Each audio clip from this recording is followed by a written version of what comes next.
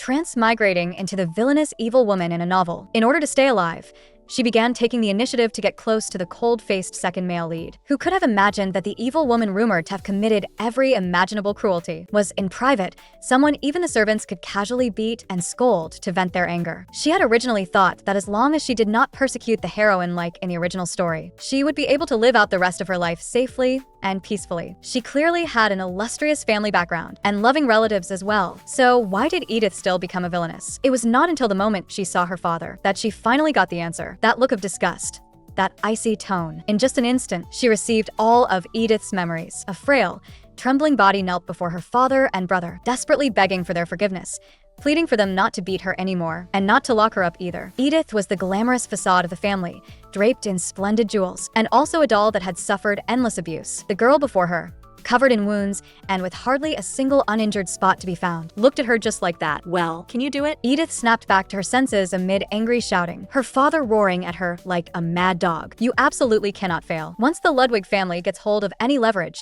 you must make them agree to let you bring 3 maids when you marry over. Only then can we move on to the next step of the plan." She had transmigrated into a novel called Refusing Obsession, a love story between Sinclair, the Earl's illegitimate daughter, and the sons of 2 dukes. And she was the foolish villainess in the story, used to highlight the heroine's kindness. Duke Ludwig and Count Rig had been sworn rivals since childhood, and the 2 families had originally been evenly matched. But Ludwig was elevated to duke through military merit, while Rig believed that if not for him, the dukedom would have become his sooner or later. So he had Edith marry into the family to gather intelligence and drag the Ludwigs down. Fortunately, the story had only just begun, and as long as she avoided the original plot, she would definitely be able to find a way to survive. Today was the day the 2 sides would sign the engagement agreement. A servant came out to receive them, and the steward, who had looked fierce just a moment ago, instantly put on a kindly smile. "Keep up, my dear Edith." His face-changing speed is practically faster than flipping a book. It's fine. If she endured for just 1 more week, she would be able to leave this house. She could actually see the protagonists of the novel with her own eyes. Duke and Duchess Ludwig, the original male lead Cliff, and Lise, so beautiful it took one's breath away. And of course, there was her fiancé, the aloof-faced second male lead Killian. She seemed to understand a little why Edith had been so fixated on this particular tree. That handsome face naturally carried an oppressive aura, though unfortunately, the way he looked at her was far from friendly. She had to stay fully alert. Before dinner was even over, the steward had already begun making his move. On the surface, he claimed he was sending people to take care of her, but in truth he merely wanted to monitor her and conveniently gather intelligence, and the other side had clearly seen through it. The Duchess declined politely, but the steward's tone only grew more offensive. "Madam, when you married into the family back then, did you not bring maids as well?" The atmosphere at the dining table froze instantly. Of course, she would not let that old thing get his way. "Father, I'm really fine. Your Grace, please forget what my father just said. He is simply too worried about me." As for the questioning that would come afterward, she had actually long prepared her excuse. "Your intentions are far too obvious." Their reaction had already made it clear that they had noticed this marriage alliance was meant to make the other side lower their guard. Since they were already suspicious, sending more people over would be useless. "Better let me help you instead. I will do my best to earn their trust and place people here." A few days later, she smoothly entered the hall of marriage. She married the man who, in the original story, would personally kill her not long afterward. On the first night of their marriage, her husband actually barged straight into the bathroom. In the original story, this scene was never supposed to happen, so she was completely unprepared, and his behavior during the day had only made her even more certain of that. At the end of the wedding, once they exchanged rings, she would be able to completely break free from the filthy Rig family. The little flower girl walked over carrying the pair of rings. She really was adorable. Killian, however, still wore a look of impatience. It was not that she could not understand, after all, this was only a political marriage. "Then let's just get it over with quickly." She held out her hand, and Killian, pinching the ring between his fingers, swiftly slipped it onto her finger, not even touching her fingertips. How childish. Before she could take the man's ring, he had already reached out first and taken it away, and under her puzzled gaze, put the ring on himself. Laughter immediately rippled all around them, turning her into a laughingstock on the spot. But doing that changed nothing at all. And besides, she had no intention of having anything happen with Killian, so she suppressed her anger and reached out to pat the flower girl on the head, softly thanking her. This unusual act from the villainess instead made him start to take notice. Killian himself did not know what he was thinking, and in the next second, he looked away. Edith silently prayed in her heart, "God, since you let me be reborn, then please grant this one tiny wish of mine. I only want to stop being beaten. I only want to live a normal life." In her previous life, it was her family that dragged her down, and in the end her gambler brother pushed her off a building. She had not expected that after transmigrating, she would still end up with this kind of family. She absolutely did not want to live that kind of life again. At last, she could take off that revealing wedding dress. The clothes Edith had left behind were almost all sexy and gorgeous styles. At that moment, Lise arrived. She immediately remembered the scene after the wedding in the original story. Lise had come to see Edith to apologize on Killian's behalf for his rude behavior at the wedding, but instead it only stabbed even deeper into Edith's heart. She accused Lise of deliberately wearing a white dress at the wedding and now of doing something so inappropriate when she herself was clearly Killian's wife. Honestly, from Edith's perspective, this matter really was upsetting, but she was not the real Edith after all. Lise asked her not to blame Killian, saying that he might seem dull, but his heart was warmer than anyone else's. Seeing the heroine from such close range, she only felt that Lise was even more beautiful in person than she had imagined. Her blonde hair gleamed, her eyes were clear and bright, her appearance was lovely, and her personality upright. She was simply the perfect heroine, since she had become the villainess and was now facing a survival crisis. Then it was even more important to get along well with her. Please do not worry. I completely understand. This marriage was meant to stabilize family relations in the first place, so it is only natural that he would feel unhappy. Lise was stunned at first, then smiled. You really are mature and gentle. She almost fainted on the spot from that beauty. Then I am nowhere near Miss Lise. Today's dress truly suits you especially well. At that moment, a maid knocked on the door to say that the hot water was ready, and Lise got up to take her leave. Only she was left in the room, and at last she could relax. After becoming the Duchy's daughter-in-law, someone waited on her no matter what she did. So,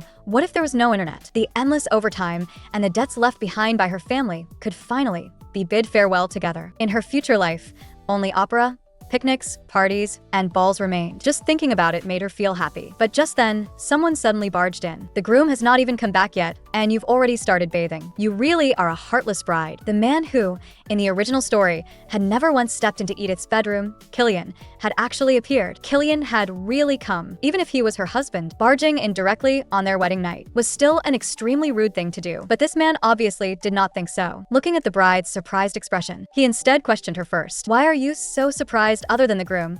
Could anyone else possibly come here? No, I just thought you would not come. Killian walked toward her. At least you have some sense. You made it so obvious. You would not even let me put the wedding ring on you. If I still could not tell from that, then Killian suddenly bent down. What is it? Could it be that you were actually expecting me to pursue you passionately? Edith was speechless. This man was clearly turning black into white, and yet he was absurdly handsome on top of it. It was simply unfair. But right now she only wanted to rest, and she was already too tired to get angry, so she could only take a step back and explain, I was just stating a fact. Seeing how resistant you were, I naturally thought you would not come over tonight at all. Do you plan to sleep here tonight? Killian finally realized how abnormal he was being. He turned and left.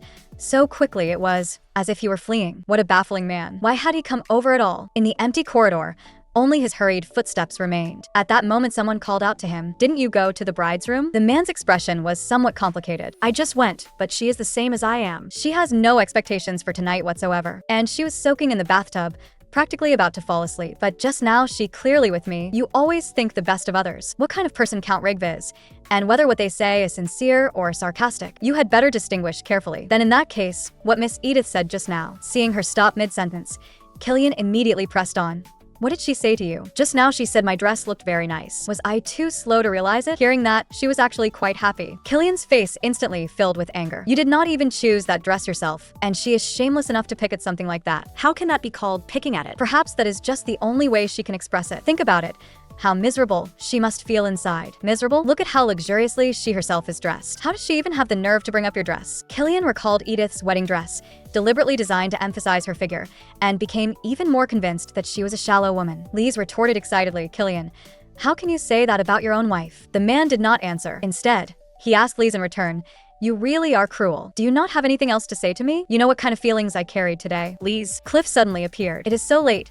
What are you two doing here? Lise immediately broke into a smile and ran toward him. Killian stood rooted to the spot like a lost soul, not leaving for a long time. And Edith, who woke up early the next morning, likewise directly ruled her husband out. In the original story, Killian devoted himself heart and soul to the heroine and even kept himself chaste for her. So, she was certainly not going to make things hard on herself. The Duke and Duchess had sincerely accepted Lise, so it would actually be easier to get close to them instead. No one would dislike a daughter-in-law who took the initiative to greet them on the morning after her wedding. It was just that with the clothes she had now, if she went to see her in-laws dressed like this, the very thought of it made her scalp tingle. The older brother was always used to yielding to the younger one, and even when it came to the girl he liked, he never knew how to fight for her. He married a woman he did not love, and before Lise was taken in by the Duke, she had originally been an illegitimate daughter tormented in her own home. Her brothers and sisters were constantly thinking of ways to bully her until she helped the Duchess avoid a horse riding accident. The Duchess only then realized that she was being abused, and so offered a large sum of money as a condition and adopted her. Only then did Lise finally escape that hell. Raised amid the love of the ducal family, Lise grew into someone as bright and kind as a goddess of spring. At the end of the story, she married the younger brother, Cliff. But now they were still not married. And instead Edith had married the older brother first. Rather than facing those two brothers who were full of hostility toward her, it would be better to first win the favor of the Duke and Duchess. It was just that these clothes of hers, with necklines nearly plunging to her stomach, if she really wore them out, it would only have the opposite effect. She had to alter all the clothes the original owner had left behind. Last night should have been their wedding night. Did she need to pretend that something had happened? Better forget it. There was no need for her to overdo things. Otherwise, Killian would probably faint from anger on the spot. Thinking that the novel had actually written the second male lead as unmarried for life, remaining a virgin until death, made her feel a bit gleeful. But why had someone like that come to see her last night? Could it really have been just to pick a fight? But no matter what, since they were the protagonists, their looks really were absurdly high. A maid suddenly reminded her that her hair was already done, and only then did she realize that she had been immersed in admiring Killian's looks the whole time. Choi Soo-na, are you out of your mind? Hadn't you already decided to draw a clear line between yourself and him? The morning greeting had gone fairly smoothly at first. The Duchess was a very gentle woman. The Duke, however, was much more direct, asking right away what skills she had. Because she had inherited Edith's memories,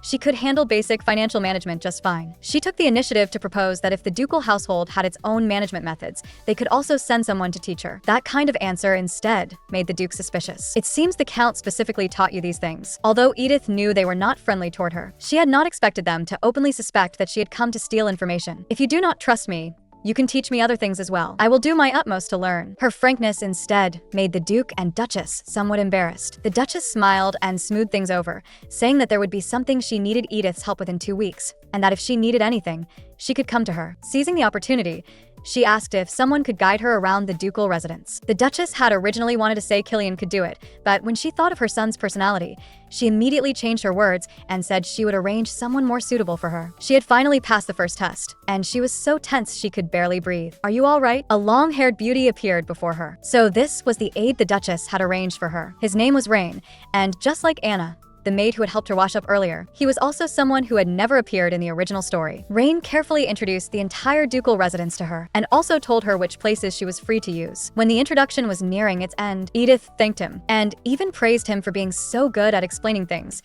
saying he had given her a pleasant afternoon. Rain was somewhat surprised, because nobles usually did not thank people of lower status than themselves, and she was also rather different from the way the rumors described her, and precisely because of that, he decided to show her around a little longer. But this decision quickly made him regret it, because they just so happened to run into the young masters having tea with Lise. The young lady he served was truly strange. Seeing her husband having tea with another woman on the second day of their marriage, she actually did not care at all. Even he felt that the young master was being somewhat excessive. She really was a very peculiar person. He was obviously only doing what he had been told, and doing it well. Yet the young lady would always sincerely thank him. Those dull and gloomy galleries of cold weapon collections, she could stare at them in amazement again and again. Other nobles were only interested in jewelry, but she happened to like those ancient collections instead. The Edith whose soul had changed felt not the slightest affection for her husband, so of course, she would not be angry. Then how would the Edith from the original story have reacted? Forget it. Right now, she only wanted to enjoy life in the ducal residence. As for everything else, she simply did not care in the slightest. The garden really was as beautiful as Rain had said. Once spring grew stronger, it would definitely be even prettier here. Edith's reaction,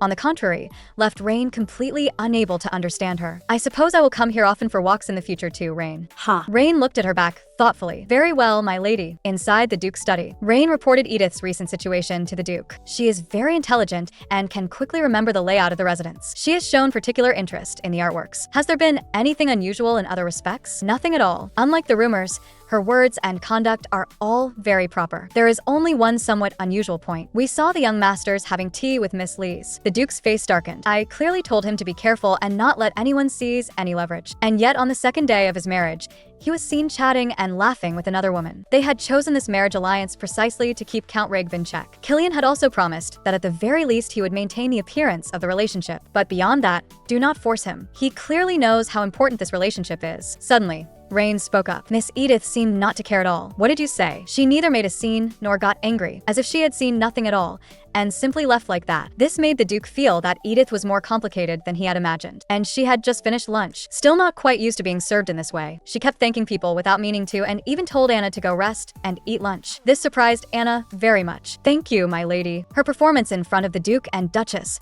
should have been fairly good. What she needed to think about now was how to deal with Lees. If one looked only at the ending, she was definitely the luckiest character in this world. Completely the opposite of her. Her life in her previous world had been filled with misfortune from beginning to end. After she fell down the stairs and died, what would her brother do? Would her parents grieve for her? Probably not. In their eyes, there had only ever been her brother. Rather than thinking about that, she might as well worry about herself first. Outside the window, Lees was reading under the shade of a tree. Rather than staying passive here, it would be better to take the initiative and maintain a good relationship with her. She had just been about to go over and talk to her when Killian suddenly appeared and asked Lees what she was reading. The girl replied with a smile that it was a book on royal history. Because she had never studied those things, she was afraid of embarrassing the ducal household in the future. Killian said that he would support her in doing whatever she wanted to do, but if she ran into difficulties, she had to tell him. He would do everything he could to help her, just like the novel's second male lead. If it were Cliff, he would definitely say for Lees not to worry about such things. As long as she was happy, he would give her everything. By the usual logic of novels,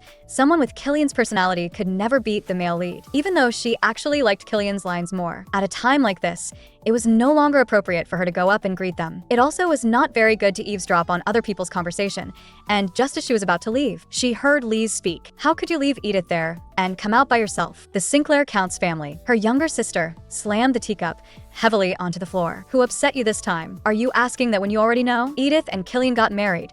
Why did it have to be her he married? The man, however, did not care at all. It seems the Ludwig family likes collecting useless women. Brother, do you think this is funny? What?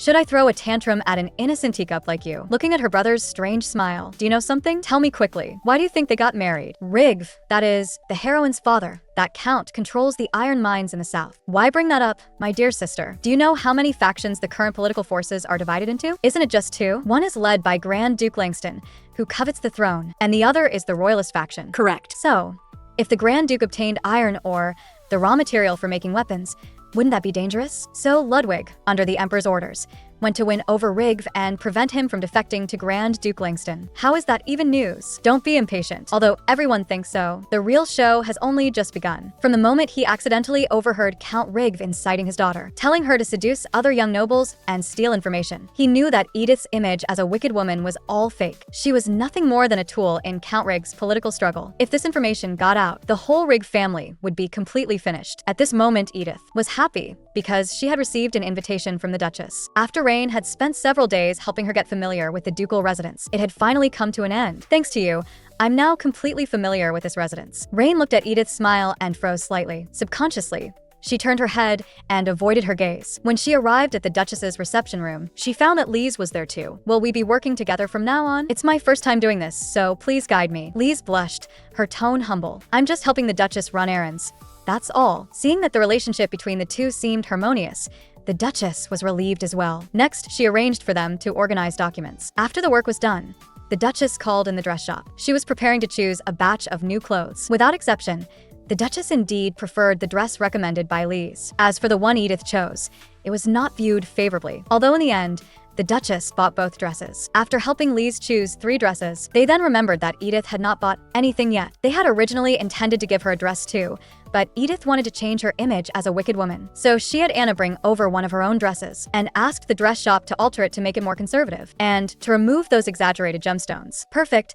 Those gemstones could also serve as funds for her departure in the future. She had thought she could finally relax a little, but unexpectedly, when she returned, Killian was blocking the doorway. It looked as if he had already been waiting a long time. Come with me. Lees invited you for afternoon tea. That scene did not seem to exist in the original story, so she would know once she went to see. She followed behind Killian. Lees must have been the one who told him to come get her. From behind, his figure looked like a sculpture. With broad shoulders and a lean waist, It was the first time she had been attracted by a man's physique. But he belonged to Lee's, so just looking was enough. Killian suddenly turned around, and she guiltily averted her eyes. But she had not expected that the man's next words would completely infuriate her. "I'm warning you. Watch your words in front of Lee's. Lee's is like our family, and to me, she is 100 times more precious than you." So that was what he wanted to say. Is this how you hurt people? Killian still wore an arrogant expression. What could possibly hurt you? I'm human too. Aren't you a venomous snake? Humph, you really are ill-bred. Then can I also treat Miss Lee's the way the Duke's son treats me? Are you trying to ruin my mood and force me into becoming a bad woman? That's a shame, because I'm not someone who would be shaken by something like this, but I'll remember the way you hurt me. After saying that, Edith left the man behind and walked away. She knew where Lee's was having tea and did not need him to lead the way. When she looked up, she saw the heroine's radiant smile. And in that four-person battlefield of tension, only Lee's seemed completely unaware of the awkwardness. "I think you've adapted very well here, Miss Edith." The first one to speak was actually the original male lead, Cliff. "You got into work so quickly, now that you've just gotten married. Don't you want to go on a honeymoon with Killian?" What a loud little scheme. That was clearly an attempt to send her and Killian away so he could monopolize Lee's. She politely declined, saying that Killian was very busy. But Killian suddenly spoke up. "You should be going to inspect the territory too, shouldn't you? Winter is already over." Cliff showed a thoughtful expression. "You're right. Then Lee's, will you come with me? Didn't you say before that you wanted to travel?" Seeing the hesitation on Lee's face, Killian spoke up in her defense. "You don't need to care about what he says. If you don't want to go, you don't have to." Cliff shot back. "But if I'm not here, will Lee's end up feeling awkward because of you?" Edith silently watched the drama from the side. In her view, that was indeed true. When the three of them were together, they were like three siblings with a very good relationship. But once one of the men left, the remaining two would become a man and a woman, and Lee's might end up burdened with ugly rumors because of it. As expected of the original male lead, he really thought fast. At that moment, the man suddenly looked toward her, and that gaze was clearly ill-intentioned. "If I were the only one to leave the estate, and Lee's Killian, and you all stayed at home, what would you think?" Here it comes. Even though he clearly knew what kind of situation she was in, he still deliberately asked that. Did he think she was easy to bully? Edith began to strike back. "As for me, I don't care." What? Cliff looked stunned. The man's expression froze. "As the heir, it is your duty to inspect the territory. If you want to go, then go. Could I even stop you? In short, what does it have to do with me?" Cliff was left speechless by her retort, but Edith did not let him off. "However, you said you wanted to take Miss Lee's with you, and forgive me for saying this, but that is asking too much of her. First, inspections are tiring to begin with. Second, she is not your wife. By inviting her like this, wouldn't you be putting pressure on her?" Edith glanced at Lee's from the corner of her eye, but saw an unexpected scene. Lee's raised her hand to cover the lower half of her face. From Edith's angle, she could clearly see her smiling strangely, completely unlike her usual bright expression. The very next second, the girl returned to innocence. "Cliff, do you really have to go inspect the territory? What had that just been? Had she seen it wrong? Forget it. The person she was provoking was not Lee's, but the disgusting male lead from this novel." Late at night, Killian could not sleep, so he went to the rooftop for some air. In his mind, he recalled what Edith had said during the day. He unexpectedly could not help laughing. A voice interrupted him. "What are you doing here alone at night? Did something happen?" "No, nothing. I heard your ceremonial dress was delivered today. Mother was very happy to be able to buy you clothes. Honestly, the Duchess has bought me too many things. I feel quite embarrassed about it." Suddenly, Lee's changed the subject. For the Duchess, being able to buy Edith a formal dress would probably make her even happier. What do you mean by that? Edith didn't buy anything that day. She only asked the dress shop to alter the dress she had brought herself. Before the wedding, Killian had heard plenty of rumors about Edith. How could that be? A woman who never wears the same formal dress twice.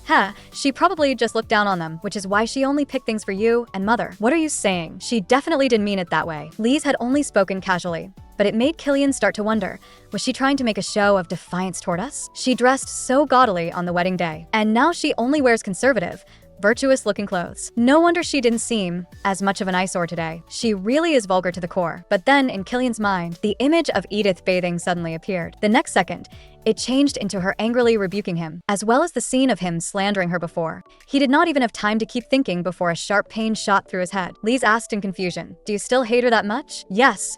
She is a venomous woman. Her honesty now is only to make us lower our guard." Although that was how he answered Lee's. In his heart, he was thinking that he should go find out which dress shops she usually liked. Of course, it was not for her, only to maintain the dignity of the ducal household. And the next day, Edith ran into a problem. She had not expected that in this world, noble spending would be so expensive. In the vast gallery, she was the only one there. It was as if she had reserved the entire exhibition hall by herself. In her previous life, she had never seen with her own eyes. So many magnificent works of art. Those paintings were vividly lifelike, and the use of color and light was beautiful to the extreme. She stopped in front of a solemn and austere war painting and could not take her eyes off it for a long time. She even sat directly on the floor to look at it. Your posture for appreciating art is really quite unique. At the sound of it, she knew immediately that it was the voice of her bargain bin husband. Why are you here? I came to admire the artworks in my own house. What's strange about that? Fine.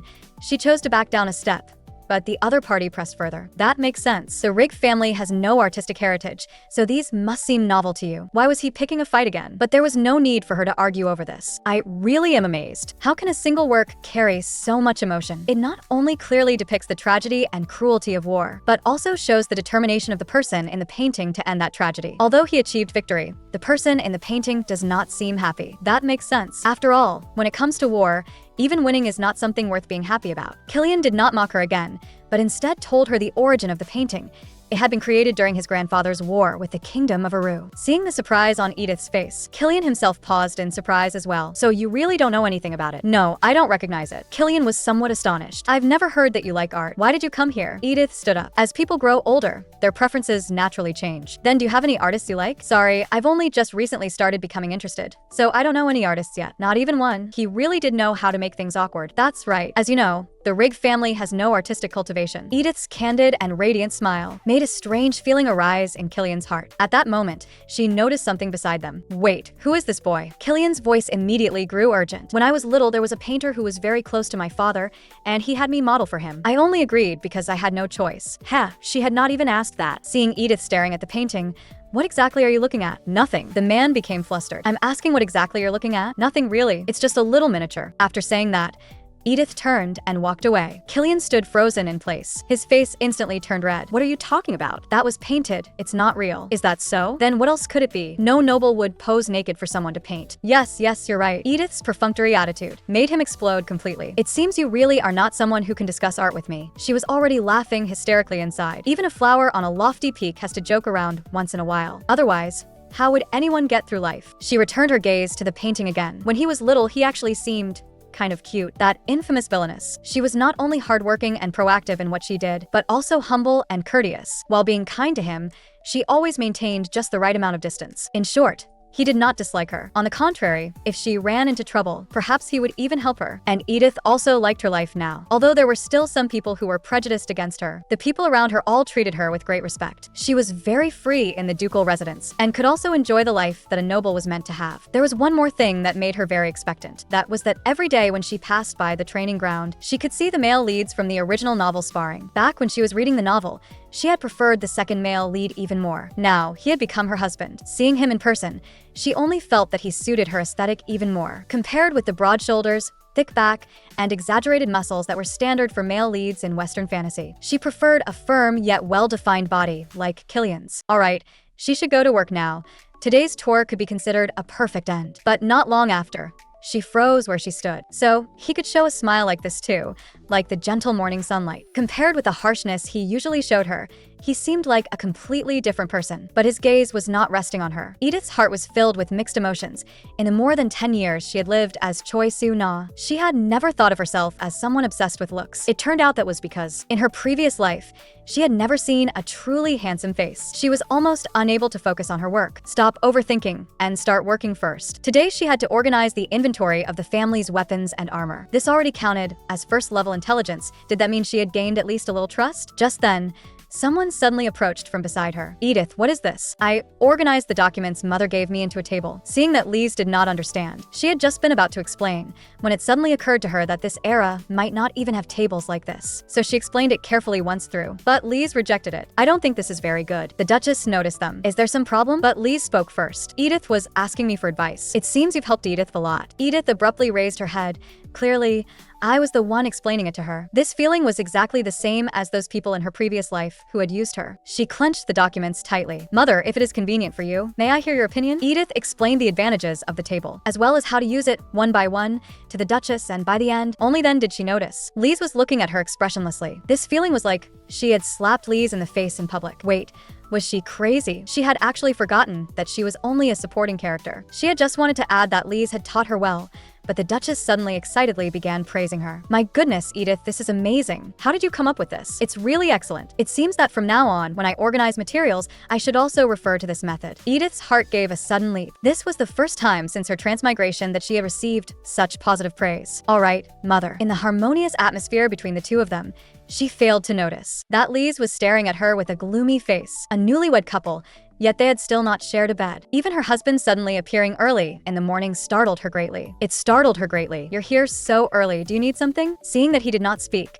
she said half-jokingly, You're not here because you missed me, are you? Killian stepped past her and walked straight into the room. Are you implying that after saying what you need to say, I should leave right away? Then if I asked you to stay a little longer, would you agree? You really refuse to give an inch, don't you? Yes, because I have never known what surrender means. Killian frowned. Isn't that the truth? And the reason he had come so early in the morning was that yesterday he had seen the table Edith had organized through his mother. She really was clever and quick-witted.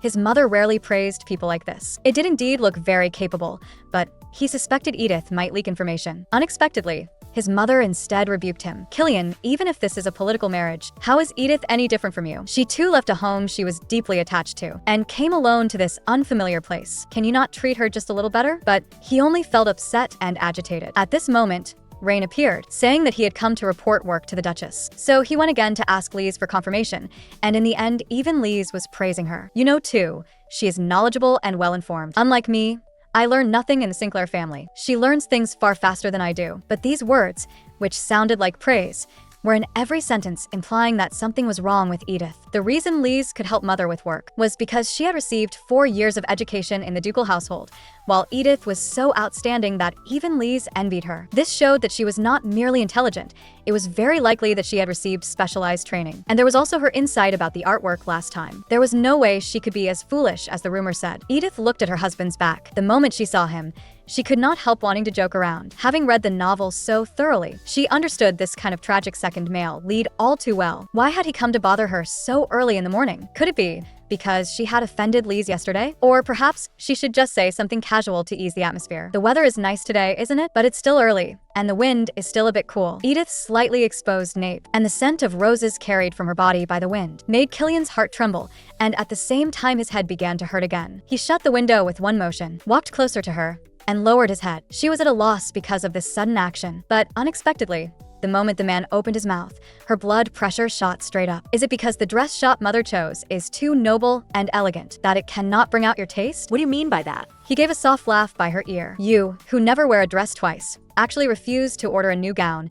Your way of protesting is really quite special. She had only refused to order a new gown in order to change her villainous image. Could even this become a reason for him to dislike her? Killian went on speaking to himself. If you have a dress shop you like, tell me, and I will have them come over. But in the very next second, Edith pushed him away directly. Killian, you know absolutely nothing about me. If I look down on that dress shop, I would naturally go find another one. Do you think I am the sort of person who would throw a tantrum over something so trivial? You are merely looking for excuses for why you dislike me. What did you say? From the day of the wedding, I was already certain of it. You want to put all the blame on me. That way, you won't have to feel guilty. You disguise yourself as the victim. That look of yours is vile and disgusting. But the other party seemed as if he had not understood at all. So this is how you feel after threatening our family, just to sit in this position? Was it me who threatened you? Then who else? Are you trying to say you have nothing to do with the Rigg family? Only then did Edith realize that in everyone's eyes, she was merely a member of the Rigg family. An enormous sense of helplessness suddenly swept over her. When she raised her head again, the overly complicated expression in her eyes made Killian's heart jolt. Killian, you do not understand me at all. The disappointed look on Edith's face made Killian suddenly realize that perhaps he really had misunderstood her,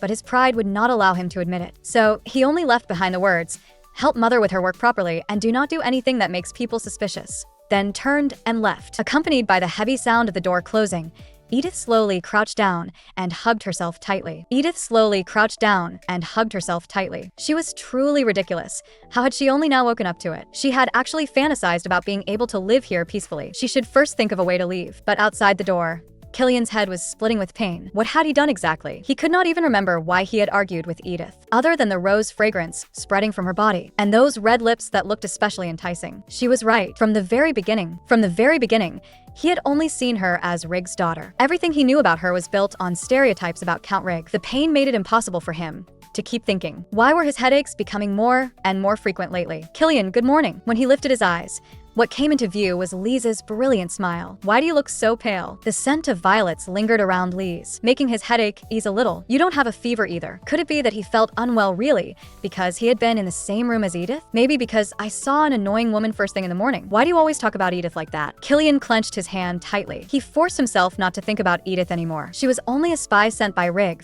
There was absolutely no need for him to care. In her previous life, whenever Edith encountered something upsetting, she would carry a thermos full of iced Americano and wander all over the streets. Today, she planned to do the same. Staying cooped up at home would only make her mood worse. Besides, since transmigrating, she had hardly seriously looked at the scenery outside. Sure enough, just going out the door made her feel better. Anna asked in confusion, "Miss, where are you going?" "Well, how about you recommend somewhere for me? I've never gone alone to a lively street before." Anna was a little nervous, but still seriously gave her suggestions. "For clothes and jewelry, you can go to Mary Street. And for cultural venues like galleries and opera houses, I recommend Sutter Street." "You really do know a lot. Then what about gem dealers?" "I want to find a place that buys gems at a high price." Anna immediately recommended 3 places. Before, she had suspected that Anna was an encyclopedia set up by the author for convenience, and now it seemed that might really be the case. "Then we'll go to the place you mentioned. I want to deal with the gems I removed from the dress earlier. 5,100,000. The price was not bad. She deposited the money in a nearby bank. She had not expected that deposits here could actually be made under a false name. Now that the funds were prepared, next she still had to figure out the route and destination for leaving. She still did not know this world well enough. And besides, Anna belonged to the ducal household, so she could not act too obviously. Anna would definitely report her movements. Being able to do this much today already satisfied her. Thinking of this, she thanked Anna. "My matter has finally been easily resolved." When she returned to the residence, the Duchess suddenly called her over, saying that the gem merchant had arrived. From the timeline, this is exactly the part in the original story where Edith is humiliated because of the jeweler. Every quarter, the jeweler comes to the Duke's residence once. As usual, everyone's attention falls on Lise. Seeing Edith being ignored, Lise feels bad about it, so she takes the initiative to pick out a necklace for her. "But how could a wicked woman possibly appreciate it? Giving me this kind of trash, are you brushing me off?" The flustered little white flower hurriedly explains. "How could that be? I just thought it suited you very well." "Really? Other than the one you picked, I'll take all the rest." But she is soon slapped hard in the face by reality. The male lead, Cliff, buys all the jewelry and gives it to Lise. He leaves only that small necklace for her, and this is also one of the most satisfying scenes in the original story. At this moment, she is sitting awkwardly across from them, just about to reach out for the blue necklace in front of her, when she hears the Duchess say that sapphire necklace really matches Lisa's eyes. She awkwardly withdraws her hand and looks at the warm, harmonious scene across from her, as if she does not exist at all. Under normal circumstances, she would at least still insert a few words in between, but today she does not want to because compared with anything else, seeing Killian only makes her feel even more awkward. Under such circumstances, it is only natural that the Edith in the original story would feel neglected. She turns her attention to the jewelry when Lise suddenly speaks up. Wait, Edith. I think this suits you very well. Although the gemstone is not very big, the color is really beautiful. Is this a ruby?" The jeweler immediately begins to introduce it. "You really have a good eye. This is the highest quality ruby," the Duchess says with a smile.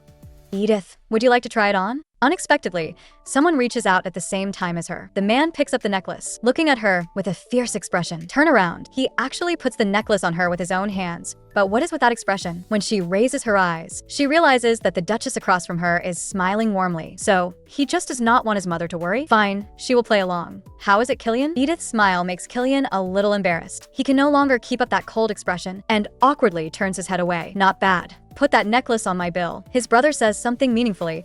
"Killian, this is your first gift to your bride. What a considerate husband. Then I'll take care of the rest." But the Duchess suddenly speaks up.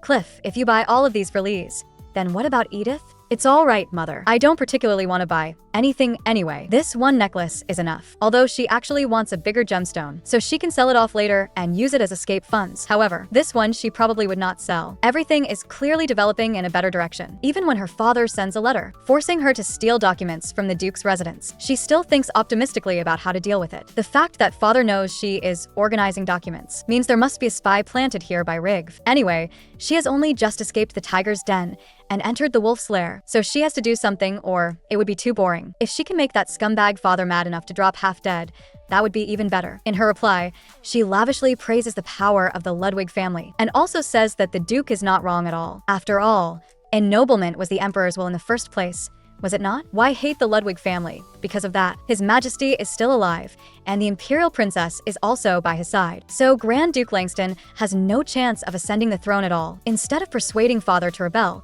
It would be better to persuade him to side with the Ludwigs. She writes in all the things she could not say before, but as for the Duke's household documents, she does not reveal a single word. She originally thinks the matter ends there, but unexpectedly, the Duke summons her the next day. Edith, I will ask you one last time.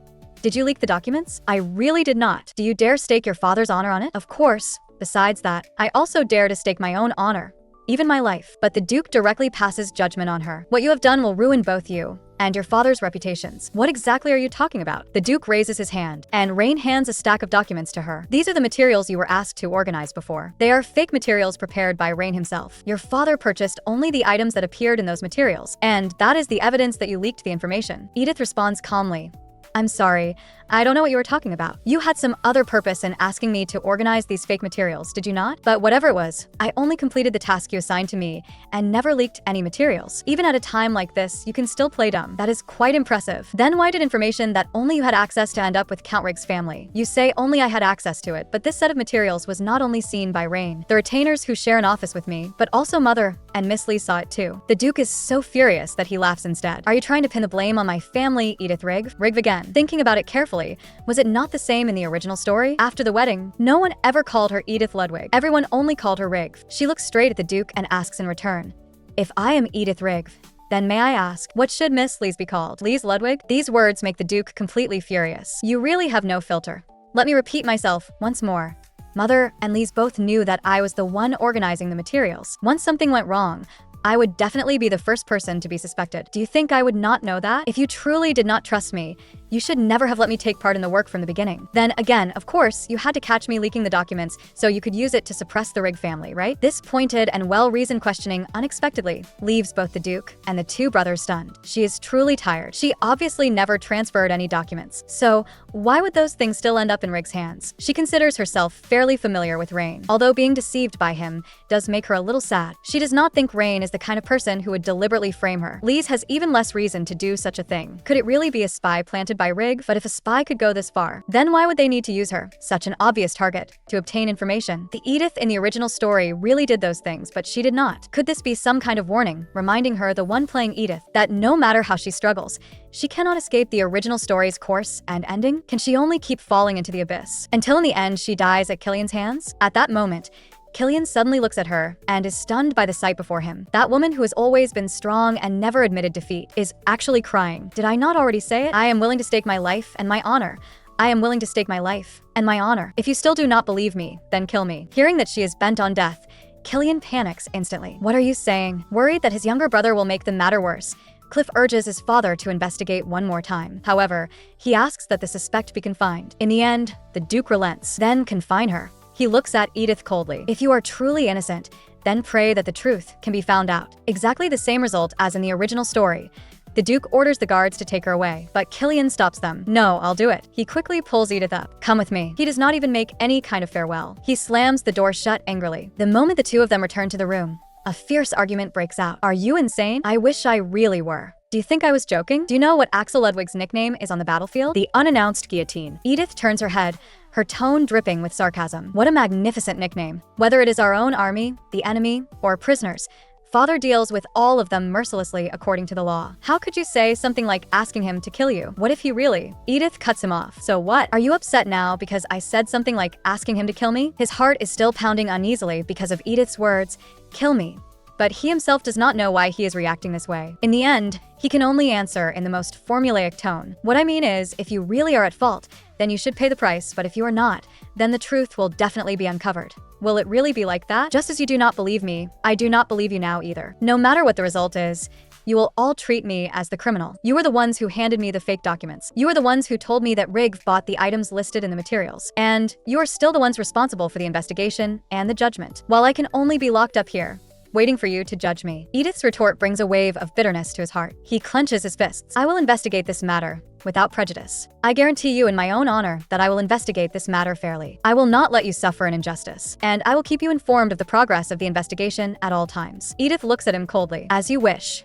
However, I am very curious about your claim that you'll investigate without prejudice. But if Lees and I were to become suspects at the same time, would you still be so confident? They all say that once women fall in love with the same man, they will definitely become jealous and hurt each other. But unexpectedly, the imperial princess who likes the male lead Cliff the moment she sees Lee's. Actually lets go of her obsession with the male lead and transfers her feelings to the heroine of the novel. Catherine is someone even the emperor cannot do anything about. She always does as she pleases and is extremely willful. She is the only noblewoman in the empire who keeps her hair short. Finding formal dresses too troublesome, she spends all day in riding breeches. Although the novel writes her as overbearing and rude, she is one of Edith's favorite characters before her transmigration. Perhaps she envies her freedom. The moment Catherine sees Lee's, she starts teasing her. "You haven't come for a whole month. Has your love for me cooled off?" Seeing Lee's stammer, Cliff immediately steps forward and shields the girl behind him. "Catherine, stop bullying Lee's. Can't you see how troubled she is? The person she once liked most is protecting another girl right in front of her, yet she seems to feel nothing at all." "I was only joking. Why didn't Killian come?" Lee's answers with a smile. "He's married now. He can't exactly leave Edith behind just to keep me company, can he?" Cliff sneers. "Married? What they have can hardly be called a marriage. That was nothing but a farce staged with those people from Rigv." Catherine listens impatiently. In her impression, Edith is nothing more than a fool. What did she look like again? Forget it. She does not care at all. Cliff goes to have an audience with the emperor. Catherine then takes Lee's away. "I don't want to listen to all your plotting and scheming. For something this complicated, you should go talk to my brother instead." Cliff watched the two figures walk away and suddenly thought of Killian. He had been getting headaches lately and had become unusually sensitive. It was only because Cliff said he was going to the imperial palace that Killian angrily stopped him. He thought Cliff was going to report something unfavorable about Edith, although he had only planned to tell the emperor that the matter was still under investigation. Seeing Killian oppose his father like that for the first time was actually rather interesting. The little girl on the hospital bed sobbed softly. "Does it hurt a lot?" She turned to look. It was the child in the next bed. She hurriedly apologized. "Sorry, did I wake you up?" "No, I cry often too." The child sat up. "Are you crying too? Because you're afraid of death?" "I'm not afraid. If anything, I wish I could die sooner." Seeing the other party's surprised expression, she explained softly, "My parents think my illness is a burden, and although my brother is a bone marrow match for me, he's afraid of pain, so he wants me to die sooner. So I think I might as well just really die." But the child who heard her finish speaking smiled, and that smile was full of bitterness. "Things really never go the way one wants, but I still envy you. At least you have family who can donate bone marrow to you. I want to grow up to 18 as soon as possible. I want to have long hair, then tied up, and I also want to put on beautiful makeup. I want to walk down bustling streets and see what people's lives look like." This was Edith's dream. Whenever she felt exhausted, this dream would appear. Even now, she clearly remembered that child saying through tears that as long as there was still a chance to live, no matter how painful the treatment was, she would hold on with all her strength. But when Edith returned after finishing her bone marrow transplant surgery, that child was already gone. That was the reason she could not give up on life. As long as one is still alive, anything is possible. For Edith, being confined was not really much of a punishment. After all, in her previous life, she had basically been a shut-in, so these leisurely days actually felt more like enjoyment to her. At least, that was true before this guy showed up. "So, what exactly did you come here for today?" No advance notice, and he just had to come during mealtime. Killian stared straight at her. Only after a moment did he speak. "Because this is the only time I'm free." "Yeah, you really are such a busy man." The two fell silent again. Edith cursed inwardly. This bastard. Was he not planning to tell her the reason? Other than his face being pleasant to look at, his personality was truly unbearable. She suddenly remembered a popular post from her previous life. "If you get married, marry someone handsome, because even if you argue, just looking at his face will calm you down." She had doubted that before. And besides, even if she did not want to eat with him, she could not neglect good food because of him. Killian was also observing Edith. Seeing her look completely unconcerned, he suddenly began reporting the progress of the investigation and deliberately emphasized that Lee's was also within the scope of the investigation. "I won't relax the investigation just because she's Lee's, so you don't need to worry." These past few days of confinement seemed not to have affected her at all, which left Killian deeply puzzled. "You can actually still eat? Why wouldn't I be able to eat? First of all, I'm innocent. Second, this soup is way too delicious. Anyway, I'm not the one who did it, so why should it affect me?" Unfortunately, the soup was already finished, but there was still bread left. Killian, helpless, pushed the untouched bowl of soup beside him over to her. Clearly, Edith was the one being suspected, but she looked as if she cared even less than he did. Although Edith did not want to see him, after Killian left, she still felt an inexplicable emptiness in her heart. In her previous life, she had actually liked paper folding quite a bit, but in this Western fantasy world, that was obviously unrealistic. From Anna, she learned that the ladies in this world liked embroidery and painting. Those with livelier personalities would also go horseback riding. Embroidery? She had barely touched a needle in this life, so forget it. As for painting, she had even less confidence. Horseback riding? She still wanted to live a few more years. Was there really nothing newer and more interesting? Anna suddenly remembered that recently it had become popular to make clothes for dolls, and one could also practice needlework along the way. The moment Edith heard that, she made the decision on the spot. This was it. So she took out some money and asked Anna to help buy the materials, and told her to keep the rest as payment for her trouble. But Anna said there was no need.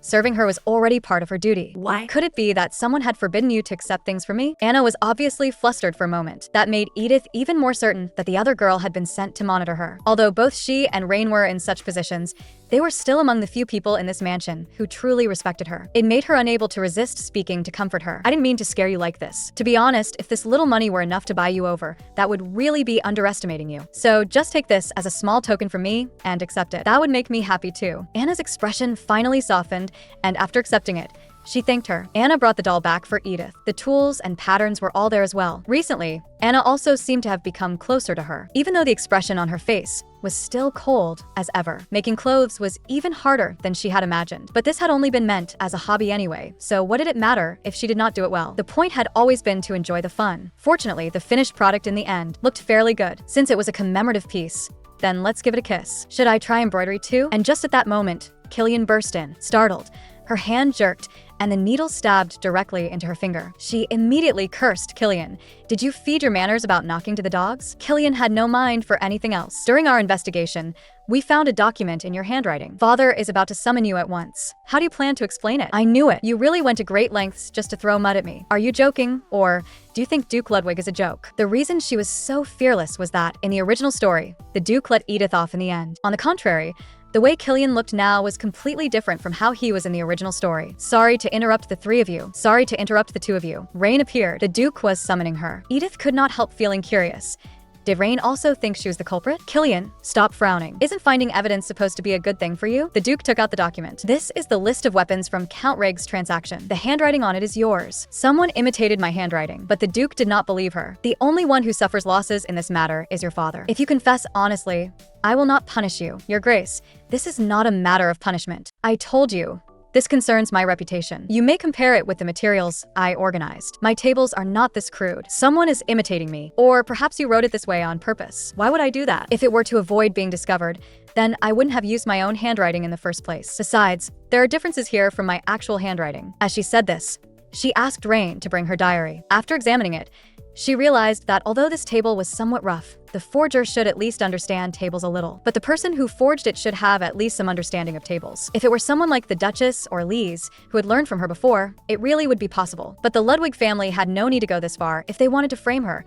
There were far simpler methods. It was practically as if the event from the original story were being reenacted exactly as it had been. Edith opened her diary. This spelling here is completely different from the one on the supporting documents. So this is a carefully forged document. Please make sure to catch that cunning rat. The Duke began to accept her explanation, but at that moment, Lise suddenly appeared. She too had been summoned by the Duke. He asked Lise who else knew how to use tables, and Lise first mentioned the Duchess. Then Cliff and Killian. Aside from them, there was no one else. She even deliberately emphasized that she herself did not understand tables very well. The Duke confirmed again, meaning that aside from Edith, only members of our family know. That is correct. Edith stared at Lise in shock. She had obviously taught Lise about tables before. The Duke, who had originally begun to believe her, once again became suspicious. When she noticed the second male lead again, she realized that he was looking through her diary. How can you read someone else's diary without permission? She had truly had enough. They did not show her even the most basic courtesy. Edith, the Duke stopped her. What you said just now also makes sense. Right now, neither side has decisive evidence. So regarding this matter,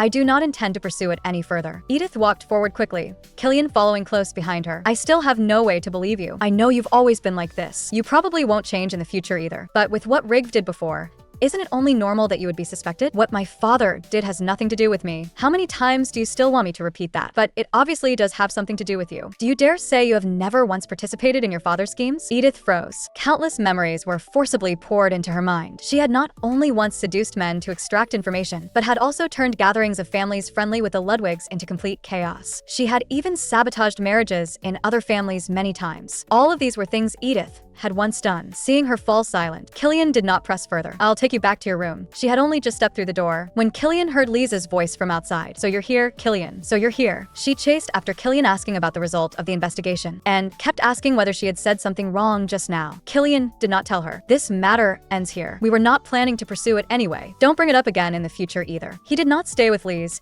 but turned and left directly. Yet his mind was filled entirely with the contents of Edith's diary. This morning I hid again on the road to the training grounds grounds just to secretly watch Killian. His face is practically glowing. And why is his figure so good too? Just thinking about it makes my heart race. But I know his beauty is absolutely not all that he is. When Lise walked by, he waved at her, and for a moment I thought I had seen it wrong. After all, I had never once seen him smile at me. Killian's mind became a complete mess. Why had he smiled at that woman? He directly burst into his brother's study. "Brother, let's spar." Cliff revealed a frivolous smile. "My little brother doesn't look too well. Are your headaches still not better? Cut the nonsense and come to the training grounds with me." Filled with melancholy, Edith stood before the door. Only after a long time did she finally raise her hand and knock. Come in. As usual, the Duchess smiled at her. "I've been waiting for you. I heard you went through quite a lot yesterday." She looked awkwardly to the side. It wasn't really suffering, but the Duchess's next words made her eyes widen instantly. "I understand. Mental exhaustion is more tormenting than physical exhaustion." Even though she had long given up explaining,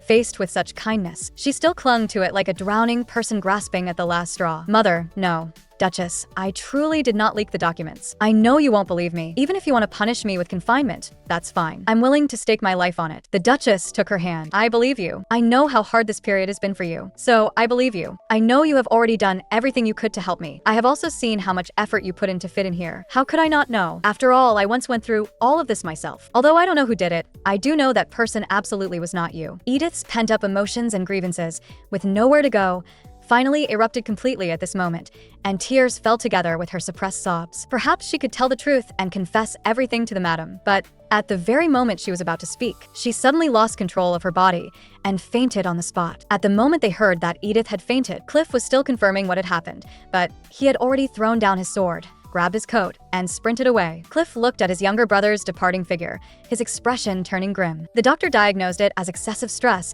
and asked whether something had happened recently that had left her mentally and physically exhausted. But when facing her father's interrogation yesterday, she had clearly still looked completely justified and defiant. Was this still the same Edith who had always been so arrogant? She had actually cried until she fainted, actually cried until she lost consciousness. Killian asked his mother what exactly they had talked about just now. The madam told him everything that had just happened in exact detail. She said she knew I wouldn't believe her, but that she absolutely did not leak the documents. Killian fell silent for a moment before speaking. She had always been saying that all along. His mother then asked, "What?" "That's why I said I believe Edith." After hearing those words, she immediately burst into tears. She said that no one believed her, and even thanked me. Killian's heart felt as if it were being tightly clenched. He had told Edith more than once, "I don't believe you," until she no longer held any expectations toward him at all. Guilt and self-reproach shook him more deeply than ever before.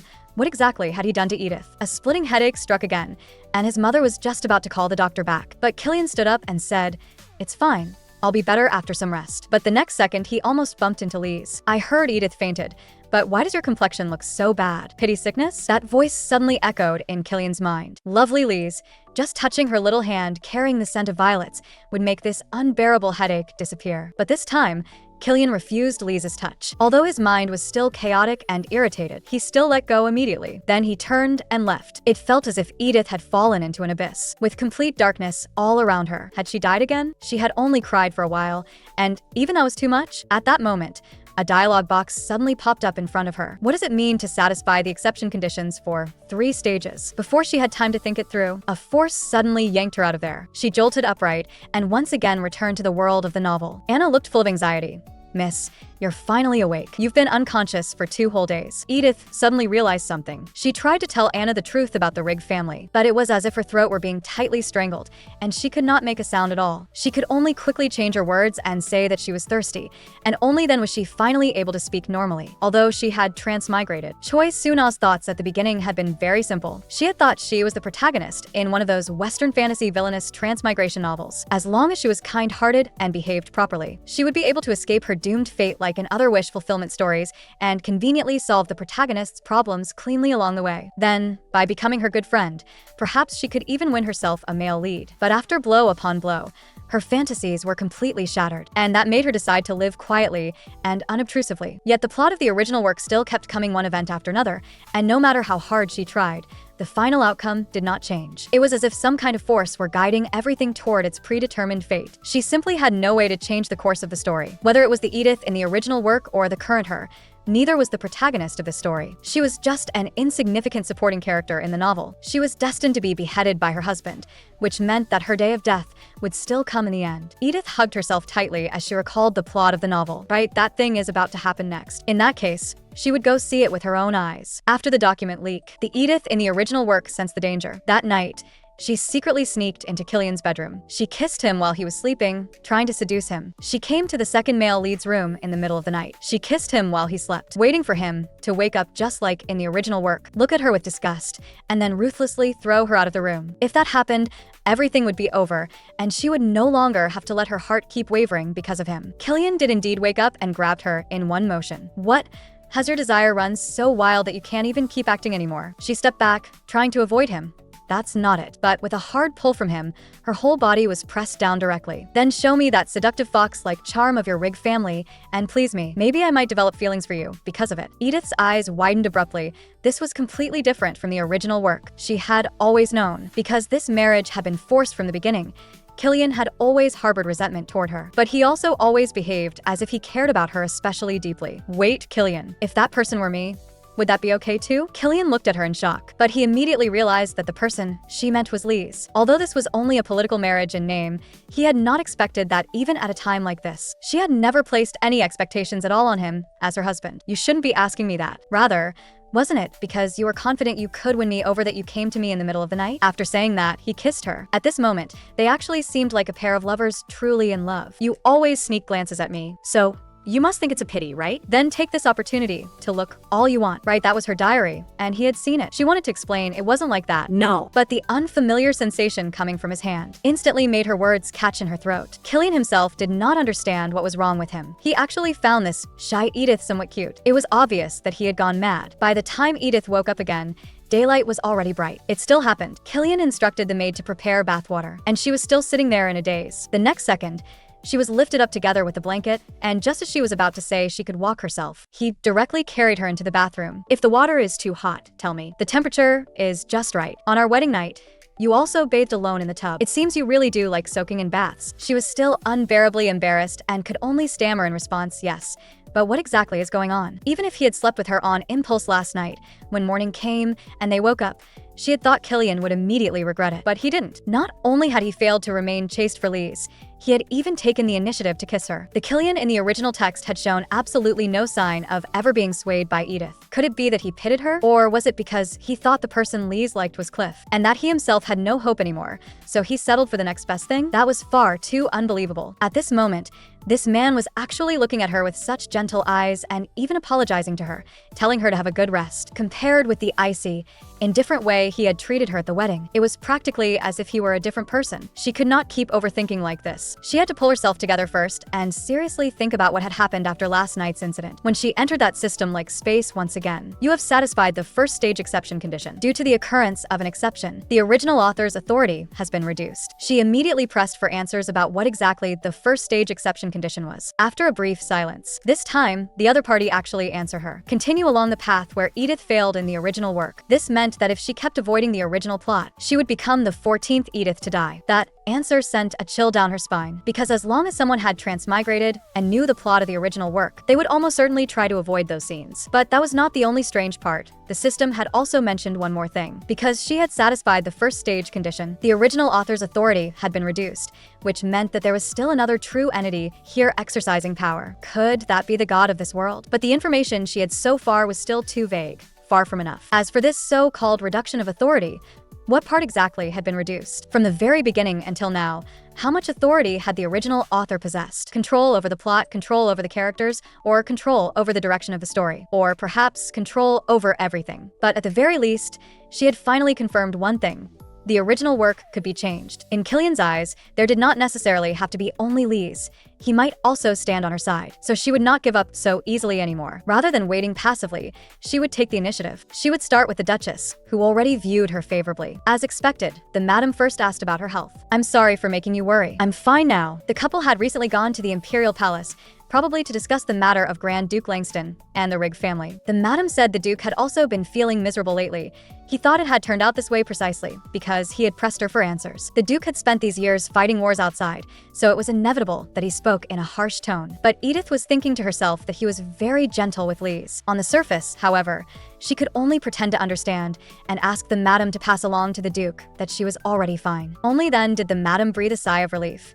Then what are you planning to do next? If you mind, you also don't have to keep helping me anymore. Edith knew very well that if she truly stopped helping the madam, that would be the same as completely confirming the rumors that she had betrayed the Duke's household, and she would also completely lose any chance to turn things around. So she absolutely could not retreat. If you don't mind, Mother, I would like to continue helping the ducal family, but if things stay the same as before, I'm afraid that person will continue framing me. So I would like to ask you to arrange for someone you trust to supervise my work. What you mean is that you want a work environment where you won't be misunderstood anymore. Just so happens, Rain recently said he needed a helper. Although Rain knew about the leaked documents, he was not part of the Ludwig family. Even if the fake document used to test her had been prepared by him. Still, he and Anna were among the few people here who did not hold prejudice against her. Thinking of this, she agreed. When she saw him last time, what expression had he had again? But when she actually saw Rain, she realized that thinking back on that question was completely meaningless, because he had always worn that same expressionless face. You've come. Then what should I start with first? Please first sort these receipts year by year. How did these receipts end up in such a mess? Rain answered honestly that they had been left behind by the person who worked here previously. Because I made him unhappy, he scattered several years' worth of receipts all over the floor and then ran away. Edith was somewhat shocked. These were all documents belonging to the Ludwig family. Of course, he could not avoid being scolded afterward. Rain suddenly looked at her seriously. Miss, please do not expect me to treat you kindly. If you place expectations on me, you may be disappointed in the end, right? She should just work first. It had been a long time since things had felt this peaceful. From time to time, the sound of writing came to her ears, and there was also the soft rustling sound of papers being turned, accompanied by the afternoon sunlight. This feeling was, to her, quiet and peaceful instead. But just then, she was suddenly interrupted. It turned out the workday was already over. She had not expected time to pass so quickly. She quickly marked the portion she had finished organizing and handed it to Rain. When thanking him, she softly said, "You've worked hard. Miss, the one who has worked hard is you." Actually, in her previous life, she hated most the kind of people who always kept talking about favors. For someone like her, who could not let go of her pride, she instead was always labeled as someone who did not understand human relations. She had even had her credit stolen because of that, only to be completely denied in the end. Thinking of this, she looked at Rain and said, "Rain, I don't need you to be kind to me. I only need you to do two things.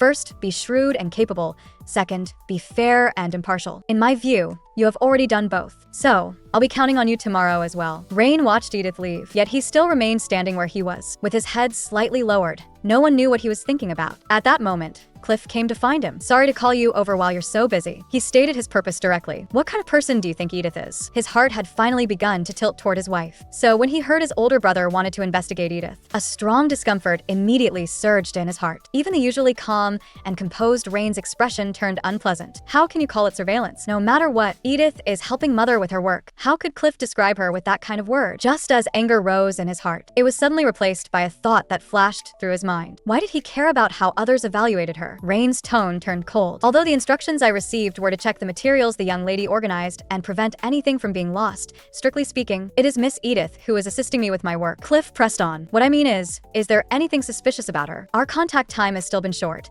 so I don't dare make a judgment lightly. Usually noble ladies would find work tedious, but she has not complained at all, and she has been outstanding in every respect. Most importantly, she is extremely persevering. Killian noticed that Rain's expression had completely changed. Cliff sneered. "It seems that woman really has put in a lot of effort to satisfy you. Fine, after some time, I'll call you over again." After Rain left, Lee suddenly spoke up. "My goodness, this is the first time I've ever heard Rain praise someone like that." Cliff spoke maliciously. "She actually won Rain over in just one day.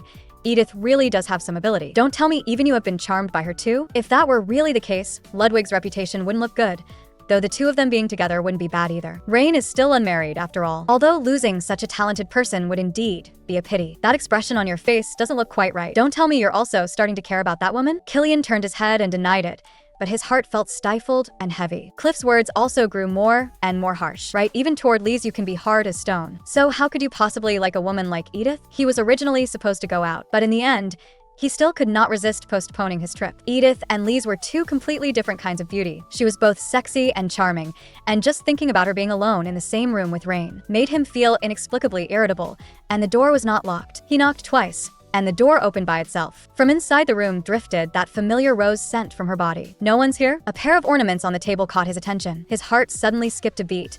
Could this be? But before he could see clearly, someone shoved him aside. Edith stood in front of him with a nervous expression. This is just a little hobby of mine, but it's really not well made yet, so I still can't let others see it. Wait, no. How can you just come in whenever you want? She hurriedly told Anna to put the dolls away. The two of them sat awkwardly. Have you been doing well lately? After asking, Killian felt even more awkward. It seemed he really should not have been sitting on the bed to begin with. Thanks to Mother, I can now help the aide with his work. His name is Rain, do you know him? The moment the words left her mouth, she wanted to bite off her own tongue. Of course he knew him.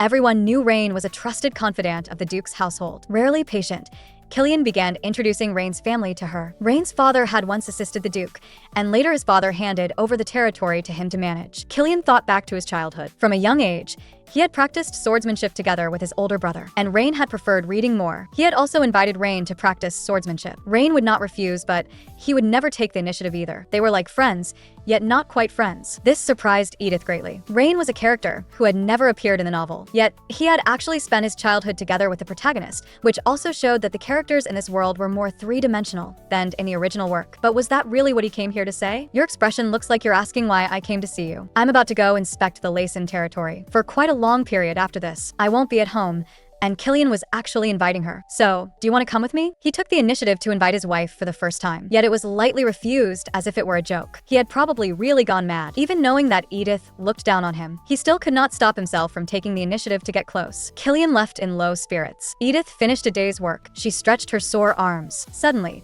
she noticed someone watching her. Rain.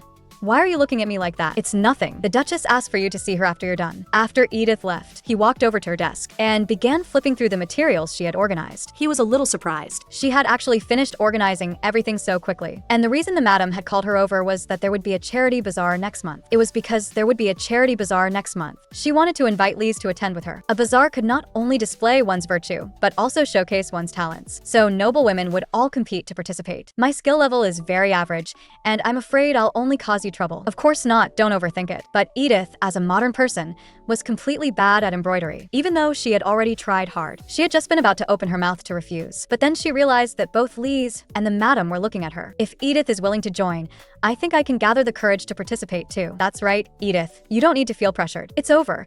Now even her way out of refusing had been blocked. Anyway, she was just a supporting character. It was perfectly normal not to measure up to the heroine. But she had not expected this. Lise's embroidery was actually so outstanding. Even the noble women who were usually picky kept praising it nonstop. But in the original story, Lise didn't seem to be good at these things. Lise looked at her.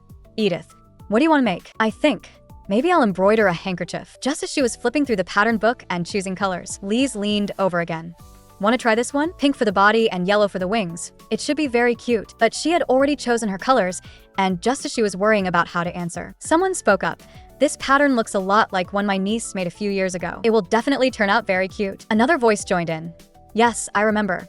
How has Miss Larissa been lately? Back then she was still just a child. Were they saying that only little children would choose a pattern like this? They really were childish. Lise, thank you for your suggestion. But I decided to embroider this because it made me think of Killian. The madam also came over. Killian's eye color really is very beautiful, Edith said with a smile. That's because his eye color resembles your graces.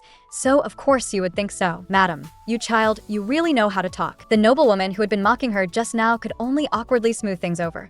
The newlyweds really are so affectionate. At this moment, Killian had already arrived at the fief. That would be the place where he and Edith would live in the future. Although it was a bit far from the capital, its prospects for development were very good. Over all these years, the castle had also always been maintained by someone. Aside from the interior decoration being somewhat lacking, everything else was better than he had imagined. But Edith had grown up in the luxurious Rig family, so she probably would not think much of such an old castle. After he went back, he would first have to find the finest craftsman. He asked his father, "How cold does it get here in winter?" "A bit colder than the capital.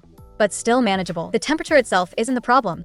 The main issue is that it snows heavily in winter. But the territory has never actually been trapped by snow. Seeing that his sons seem to accept it, the Duke said, "It seems you're fairly satisfied with this place. Yes, there are many young people here. If a road were built across the mountain range, there would be a chance for it to become the commercial center of the whole country." But that was not what the Duke was asking about. What I mean is, Are you really satisfied with only this? Killian's face, which had always been indifferent, finally changed. What if I say, "I'm not satisfied"? Would you then give me more territory? Or grant me a higher title? Or perhaps, would you hand over my brother's position to me and raise me as the heir to the Duke? At this point, what meaning is there in asking such things? Even though he had done every single thing his father asked of him, he had still been cruelly deprived of his one and only wish. But in the end, that too was nothing more than a meaningless fantasy. He looked at his father. What do I have to be dissatisfied about? The expression on his younger son's face made even the Duke's heart jolt. "You needn't worry. If you are willing to bestow a title upon me, I will immediately begin governing." He returned to looking like that obedient and compliant son again, and began planning the future of the territory together with his father. Not long afterward, the charity bazaar began. Lise pulled Edith along. "Look over there. I think our works are over there." She saw the handkerchief she had embroidered. Anna had actually said she had done well. It really sounded like a kind lie. Once a ribbon was attached, it meant it had already been reserved. Cliff would definitely rush to buy Lisa's work. In that case, let's create an opportunity for him. Let's go take a look over there. She had just pulled Lisa away when Cliff walked over, but they had not gone very far yet, when suddenly a noblewoman nearby started mocking Lise with sarcasm. A bastard daughter with no standing dares to come to a place like this. On the surface, the daughter advised her mother to mind her words, saying that the Duke and Duchess adored Lise very much. But then she changed her tone in the very next sentence, saying maybe they were just keeping her like a pet. Whether in her previous life or here, there would always be this kind of shameless person who liked to gossip to others' faces. In the end, she still could not hold herself back from speaking in retaliation. "Lise, I truly understand high society less and less these days. Even a bunch of bumpkins dare to come here and point fingers. I don't even know what backwater they crawled out of. I don't recognize a single one of them." Miss Edith Rigg, if you don't even recognize Countess Bryn, shouldn't you reflect on your own upbringing and knowledge? The ones who should reflect are you, right? It's been ages since I changed my surname. Before you criticize others, you'd better weigh your own worth first. The other party then turned to attack her instead. "I had long heard that the Duke's family had taken in an unlikable daughter-in-law, but I didn't expect her to be this uncouth, not even as good as an illegitimate daughter.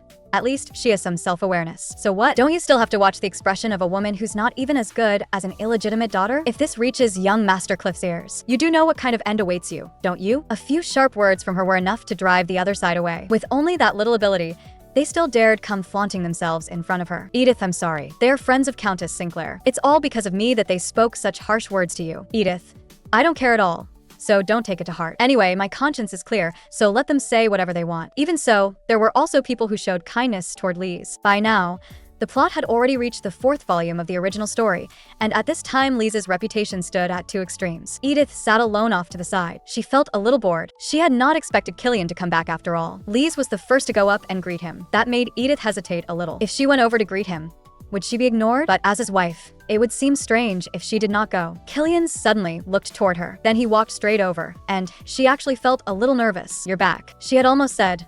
"I missed you." Killian stared at her without saying a word. It made her feel uncomfortable all over.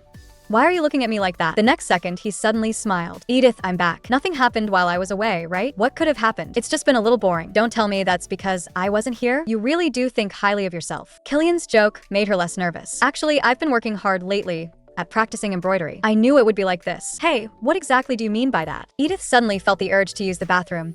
It was all because she had been so bored earlier and had drunk too much tea, so she made an excuse to leave. A little later, when she came out of the restroom, a man appeared around the corner. The next second, he suddenly grabbed her. His younger sister was already married, but the older brother still wanted to keep controlling her. Seeing Edith's cold attitude, her brother actually got angry. "So quickly, you've already forgotten my voice? You sent a letter telling us to give up on bringing Ludwig down, but right afterward, you sent fake information again. Were you being watched? So that's why you did that?" "No, what was written in the letter was my true thought. As for that information, whose hands did you get it from? I never sent it at all." Killian was still waiting for Edith. She had clearly said she would be back soon, but now it had already been a long while. Could it be because everyone else was fawning over Lise, so it made her unhappy? But just now, she had clearly been defending Lise. He could sense that Edith did not care about other people's opinions at all. But could she really also remain completely indifferent to all that gossip about her? Killian knocked over the juice. Then he stood up and left. A young woman who had been chatting with Lise took the initiative to speak to him.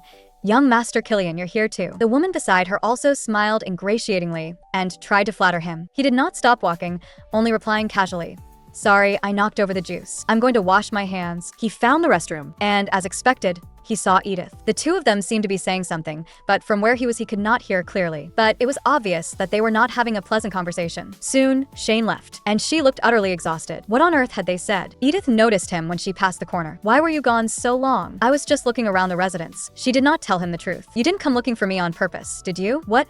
Would you be happy over something like that? If someone would care that I left halfway through, wouldn't that be something to be happy about?" But the expression on her face looked nothing like that. By the time they returned to the venue, the charity sale had already ended. The handkerchief Edith had embroidered had also been sold, and she finally let out a sigh of relief. Killian touched his pocket and remembered what his mother had said. "Do you know what color the bird Edith embroidered was? It was the same color as your eyes. She said she embroidered it while thinking of you, and even told me not to tell you. She's just too adorable." Killian's feelings were complicated. On one hand, he was happy, but on the other, a voice deep inside reminded him. She had only bought Edith's handkerchief because she was afraid the item at the charity sale would not sell and that the Ludwig family would lose face. Early the next morning, her brother suddenly appeared. He said he was worried about his younger sister, so he had specially brought Edith's personal maid over. "Edith told me that she has suffered all kinds of mistreatment at the Duke's residence. She can't even attend her friends' tea parties." Edith immediately retorted, "What nonsense are you talking about? She only declined the gathering because she didn't want to cause trouble. Look, my poor little sister is here having to read all of your expressions. Idiot, did you think that by hiding in the Duke's residence, I would really have no way to deal with you?" Just then, someone unexpected suddenly spoke. "Then let the maid stay. Since she has taken care of you since childhood, if she stays here, the Count's family will be able to rest assured too." Edith panicked. Why would Killian suddenly say that? She wanted to open her mouth and refuse no. But then she realized she could not make any sound again. A wave of dizziness struck, and she fell forward. The maid caught her smoothly and called out with concern, "What is wrong with you?" But when she leaned close to her ear, her tone turned vicious. "Long time no see, miss." Watching Edith being helped away by the maid, Killian irritably turned his head away. After returning to the bedroom, the maid finally revealed her true colors completely. Edith had almost forgotten. Many of the side incidents in the original story had been personally carried out by the maid Sophia. Whether it was leaking documents or poisoning, Edith had grown up being abused and beaten by her. She was even a more important character than Edith in the novel. So, someone imitated your handwriting and leaked the information? But none of that is important now. She grabbed Edith fiercely. "You bitch.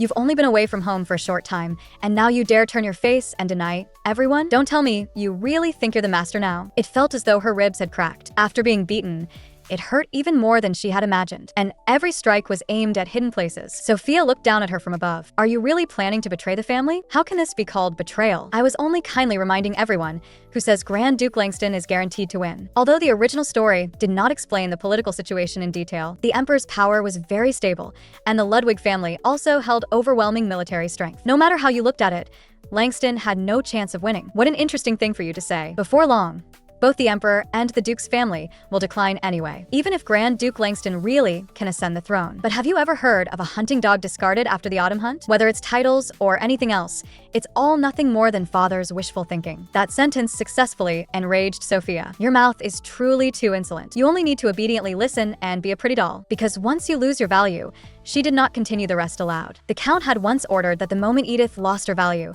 she was to be killed immediately. From the moment Sophia entered the Duke's residence, Edith lost her freedom, and not only was she constantly subjected to violence, she was also deliberately starved. Sophia wanted Edith to become obedient again, but whether it was violence or threats, she refused to cooperate the whole time. "If you want food, then first you have to prove your value. You really do treat me like livestock." Even livestock should have learned obedience after being beaten so many times. Hearing that from one of father's dogs is truly laughable. During the time she spent with Sophia, as long as she resisted even a little, what she got in return was an even harsher beating. The only times that were even slightly easier were actually the times she went to work with Rain. She was simply too hungry, unable to hold back. She ate all the pastries. She looked at Rain apologetically. "It's all right, I don't like sweets. Would you like a bit more?" Indeed, he did look like someone very capable of enduring hardship. But today, Rain looked especially handsome in her eyes. Yet Edith's only safe haven was about to disappear too. Rain was going away on business for a week. Ever since she had previously been confined, she had always been eating alone. So even until now, no one had noticed that something was wrong with her. And Killian had not come to see her for a long time now. Why had he suddenly become like this? Could it be that he believed what Shane said? Before Sophia came back, she had to go out and get some air. But the moment she stepped outside,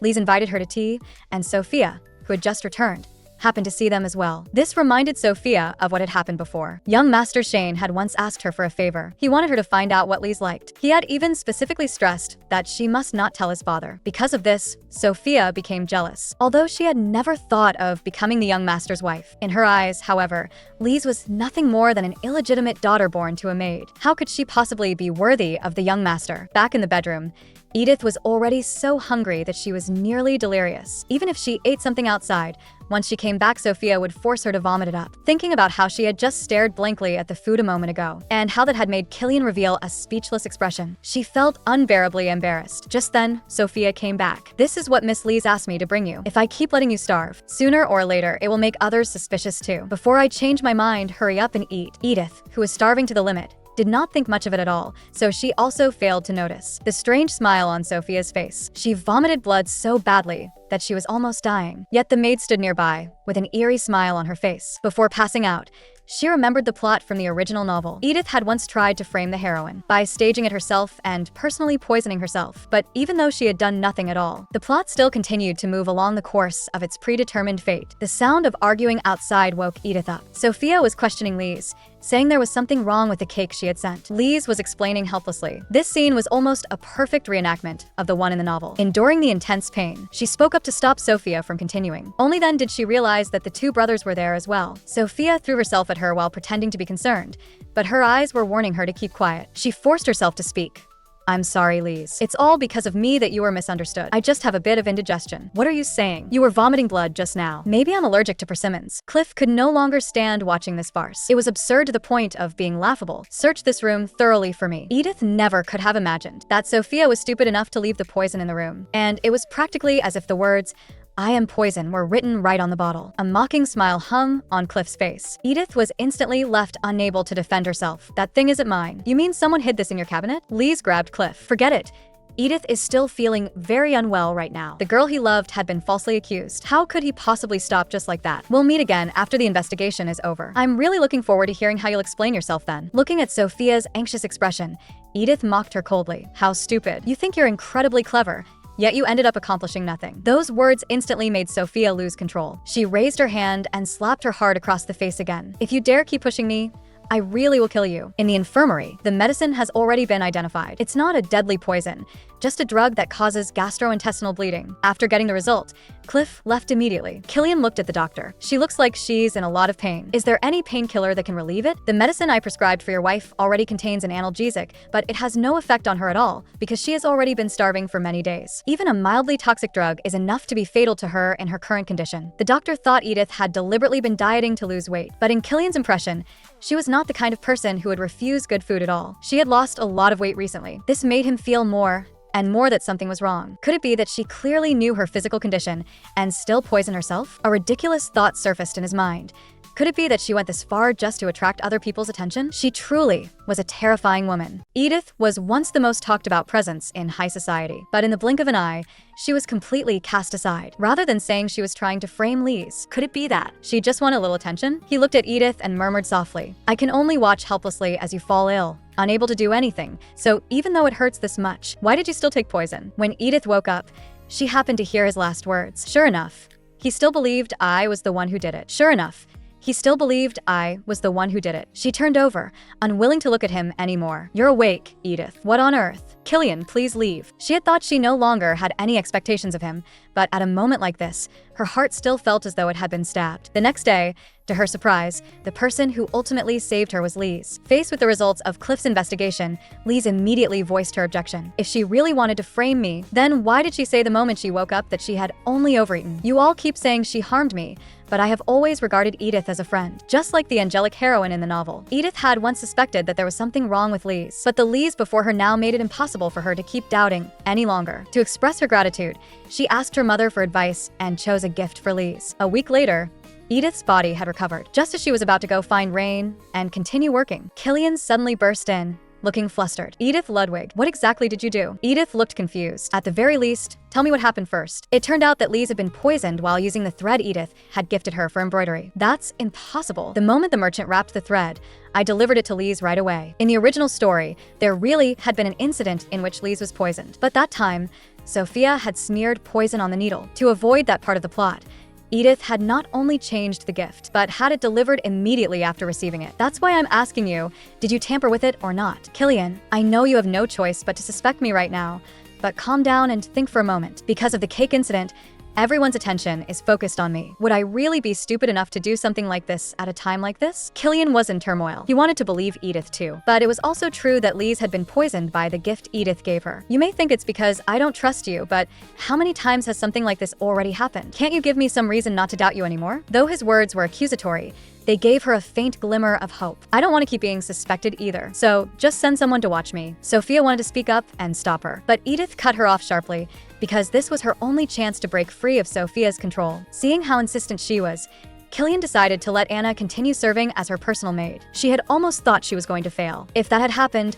Sophia would have beaten her half to death again. There was no way she was going to keep letting that woman control her. After arranging the maid, Killian explained what had happened. The embroidery merchant had already been arrested, and after the investigation, he was basically cleared of suspicion. Aside from him, the only people who had a chance to come into contact with the thread were Edith, Lisa's personal maid, as well as Cliff, himself, and Mother. Killian, although what I'm about to say may sound like I'm defending myself, I can't shake the feeling that someone wants to use me as a scapegoat while also harming Lise. If they could get rid of both of us at once, that would be killing two birds with one stone. For example, the Sinclair family, Lisa's half-siblings, have hurt her many times before. To put it bluntly, can you guarantee there isn't a Sinclair spy in this estate? The way you say that makes it sound as though Rigg planted people here too. Don't mock others for what you do yourself. Isn't everyone the same? Actually, I also suspected that perhaps you were deliberately trying to pin this on me. Killian denied it heatedly. How could we possibly do something so despicable? I swear on my honor that our family absolutely did no such thing. Edith laughed. Just being suspected for a moment makes you feel this wronged. But I've staked even my life on this, and still no one is willing to believe me. Still, I'm not trying to accuse you of anything. I've thought about it seriously. I don't seem important enough for you to go out of your way to frame me like this. Your reasoning does make sense, but I don't know whether my brother and father will accept it. Edith had not expected Killian to acknowledge her words so easily. Just a moment ago, he had looked like he did not believe her at all. I understand what you mean. To be honest, compared with what they think, I care more about Lise. Not long ago, Lise had just stood up for her. She did not want Lise to misunderstand, nor did she want Lise to be disappointed. Killian looked surprised. You don't hate Lise? You're not jealous of Lise? Why would I hate her? Because everyone praises Lise while ignoring you. Killian, you've really misunderstood me. I'm Edith. Do I look like the kind of person who would get jealous over something that trivial? She had never expected that in her lifetime. She would actually say a line like that. Killian suddenly pulled her into an embrace. Before she even had time to react, he lowered his head and kissed her, although it was a little bewildering. She did not dislike This kind of action from Killian. Still, why was he doing this? Only after they pulled apart did she realize that Killian's expression was full of panic, and he even looked a little shy. He stammered, well, I'm sorry. Before she could answer, he fled in a hurry. A few days later, Anna brought news. The Duke had merely placed her under house arrest and would not pursue the matter any further. This greatly surprised Edith. Lise was already so badly off that she was bedridden, and the original male lead was definitely not the kind of person who would let something like this go so easily. And just as she had expected, Cliff held a grudge. Because of Killian's interference, he had no way to lay a hand on Edith, but he could easily shift his target to someone else. Her husband had been acting very strangely lately. First, he took the initiative to kiss her, only to flee in embarrassment himself. And for her sake, he had even clashed with his older brother, the male lead. Brother, why do you suddenly turn stupid whenever it has something to do with Lise? If Edith really wanted to poison her, why would she tamper with something she herself was giving away? And ever since the cake incident, surveillance on her has been tightened. There's no way she or her maid could have gotten hold of poison in such a short time. The Duke agreed. Killian is right. They had investigated as well, and the facts indeed supported that. In the end, he decided that unless new evidence appeared, the matter would not be handled publicly. Cliff grew anxious. His younger brother's protection made it impossible for him to directly target his sister-in-law. But how could he possibly let the matter rest just like that? In the carriage, the Duke sat opposite Edith. Her whole body had gone stiff. The Princess Royal had summoned her through the Duchess. The Duchess thought the Princess Royal was merely curious about her, but Edith knew that she would most likely be in trouble. Catherine, as portrayed in the original story, was a complete eccentric. She had no regard for law or rules and behaved however she pleased, like a wild horse that had broken free of its reins, yet at the same time, she was free and had convictions of her own. In truth, Edith liked this character very much. Catherine's first love was Cliff. Because of that, she too had once grown jealous of Lise. But in the end, she was still moved by the heroine's kindness. Edith's expression grew heavy. She did not notice at all that the Duke had been watching her the entire time. As expected, The Princess Royal began making things difficult for her the moment they met. Before she gave permission, Edith could not even speak first. "So you are Rig's daughter? Your Highness, I am now Edith Ludwig. Then let us call it that. Please forgive me for not serving you tea. After all, there are rumors that you are fond of poisoning people." So this was the trap Cliff had prepared for her in advance. "I have never poisoned anyone, but I admit that in the past I did do some foolish things. So if your Highness has misunderstood me because of those rumors, I have nothing to say. So you are aware of it yourself? This marriage only happened in the first place because your family made a shameless fuss. In this despicable game, the only one who truly suffered was Killian. That was a decision made by my birth family. Although I have already left that family, I have always felt deeply guilty about it. As expected of the most dazzling flower in high society, your tongue is certainly a sharp one. To you? The way I look now must be amusing. How could that be? I have always respected you. In the latter half of the original story, it was written that after quelling the rebellion, Catherine put on dresses again under the heroine's persuasion. In the end, she returned to high society and became an ordinary noblewoman. But in Edith's eyes, what was truly charming was the Catherine of the past, who did not care about others' gazes, who insisted on walking the path she believed in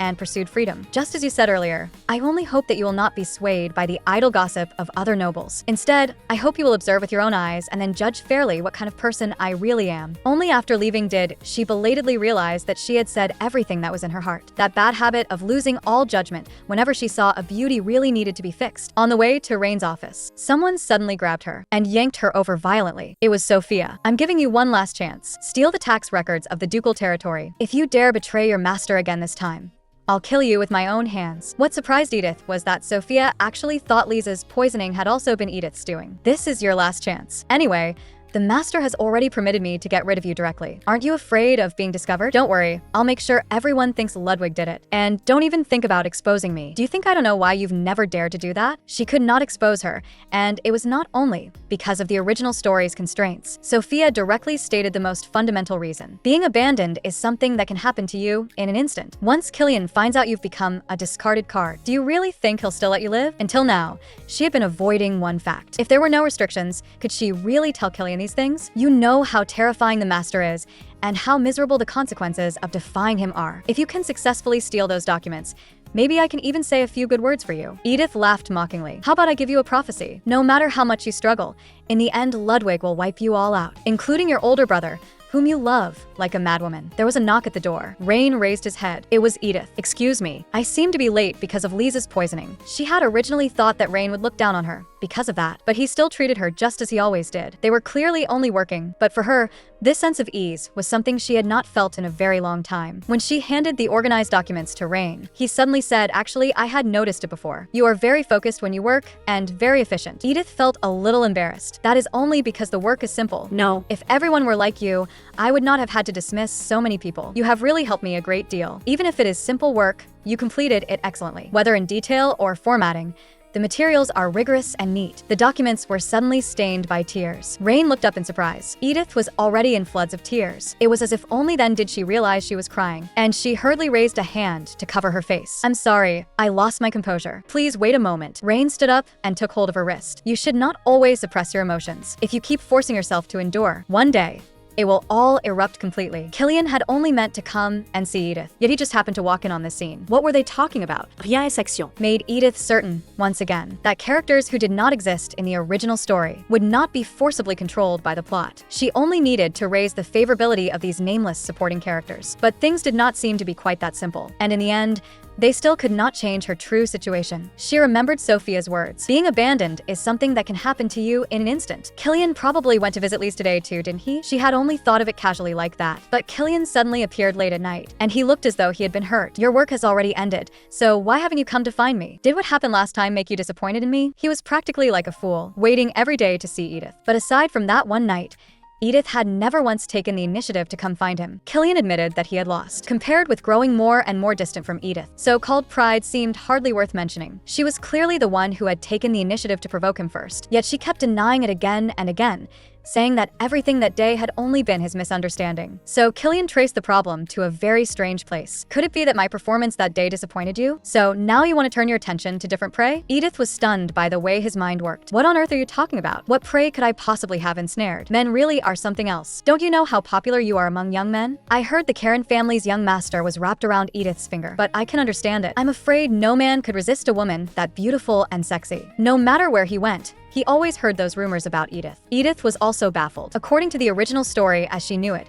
although the original Edith had always obeyed Rig's orders, she had never truly done anything outrageous. So why were there so many rumors? Killian pulled her into his arms. All you have to do is crook your finger, and men will rush over one after another. But he suddenly froze, his eyes filled with disbelief. Killian Ludwig did not understand Edith at all. This woman was not as foolish as the rumors made her out to be, nor was she as calculating as people said. She liked admiring works of art, and she liked eating the meals prepared by the ducal household chef. Like a silly child, she could always find happiness easily in these little things. But in contrast, when faced with danger, she was always calm and composed, never yielding in the slightest to any unreasonable treatment. With a proud bearing, with words and facts, she proved her innocence again and again. Even father had been persuaded by her and changed his view. Killian finally realized that something was wrong as well. Every time something happened, everyone seemed, deliberately or not, to be targeting her. Since when had the Ludwig family's investigations become this full of holes? Edith had never asked him for help. For a time, he had even felt like a joke. After that night, he seemed to have become the man who had been left behind. There were more and more things he could not understand. Yet the voices in his mind that slandered Edith had never once stopped. People always find it easier to believe the voices they have already accepted inside. Only at this moment did he finally realize how terribly wrong he had been. But the old and new wounds crisscrossing her body meant that they came from different times. She had been injured to this extent,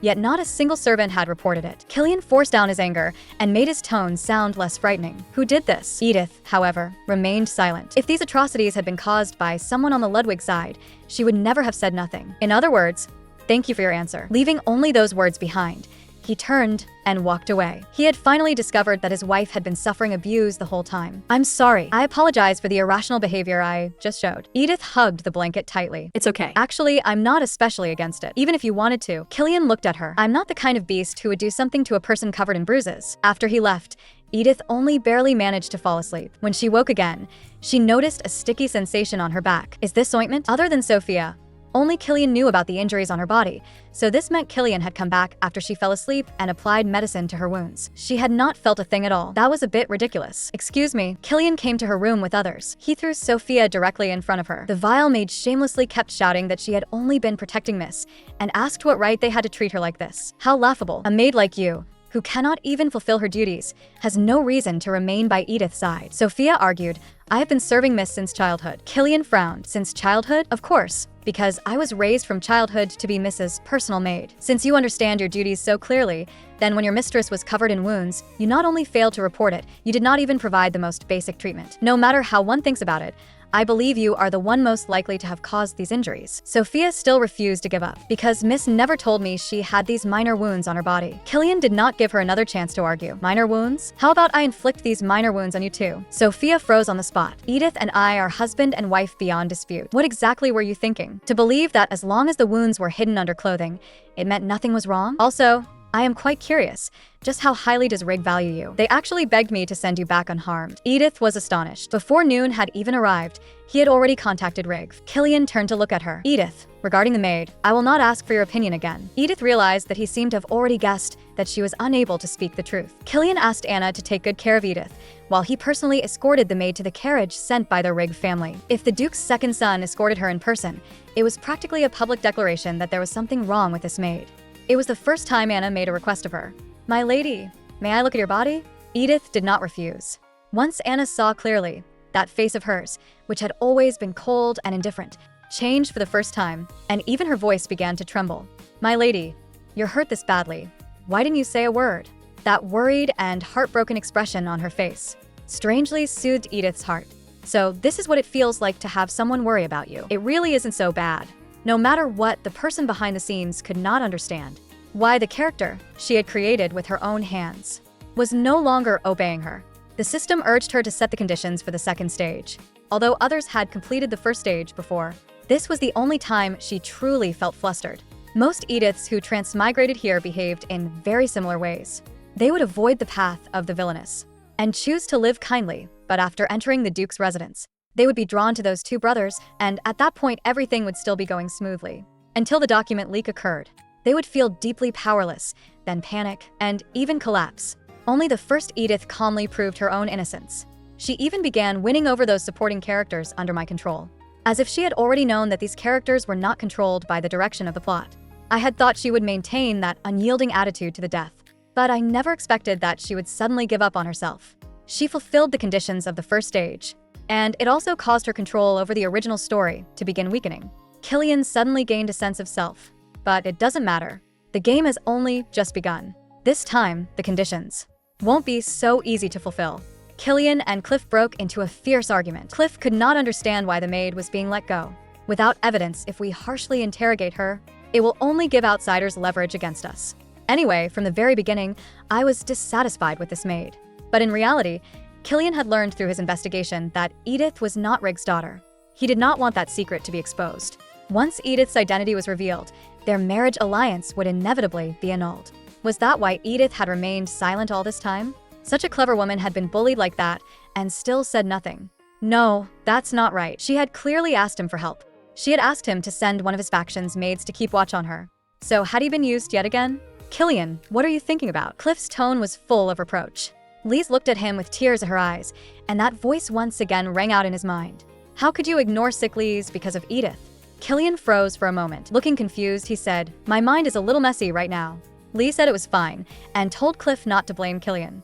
"I'm actually happy that you're thinking about Edith, because I'm sick. You both came to see me. So Edith must be feeling terribly lonely. So, Killian, I hope you go comfort Edith. You can have tea with her or take a walk with her. You can also be a little gentler with Edith, just like you are with me." Even if Lise had not said so, Killian would still have done that. But what he did not expect was that over the next half-month, Edith would never truly open the door to him, pushing Killian to the brink of madness once again. When he suggested tea on the first day and was rejected, he thought perhaps he had been too abrupt.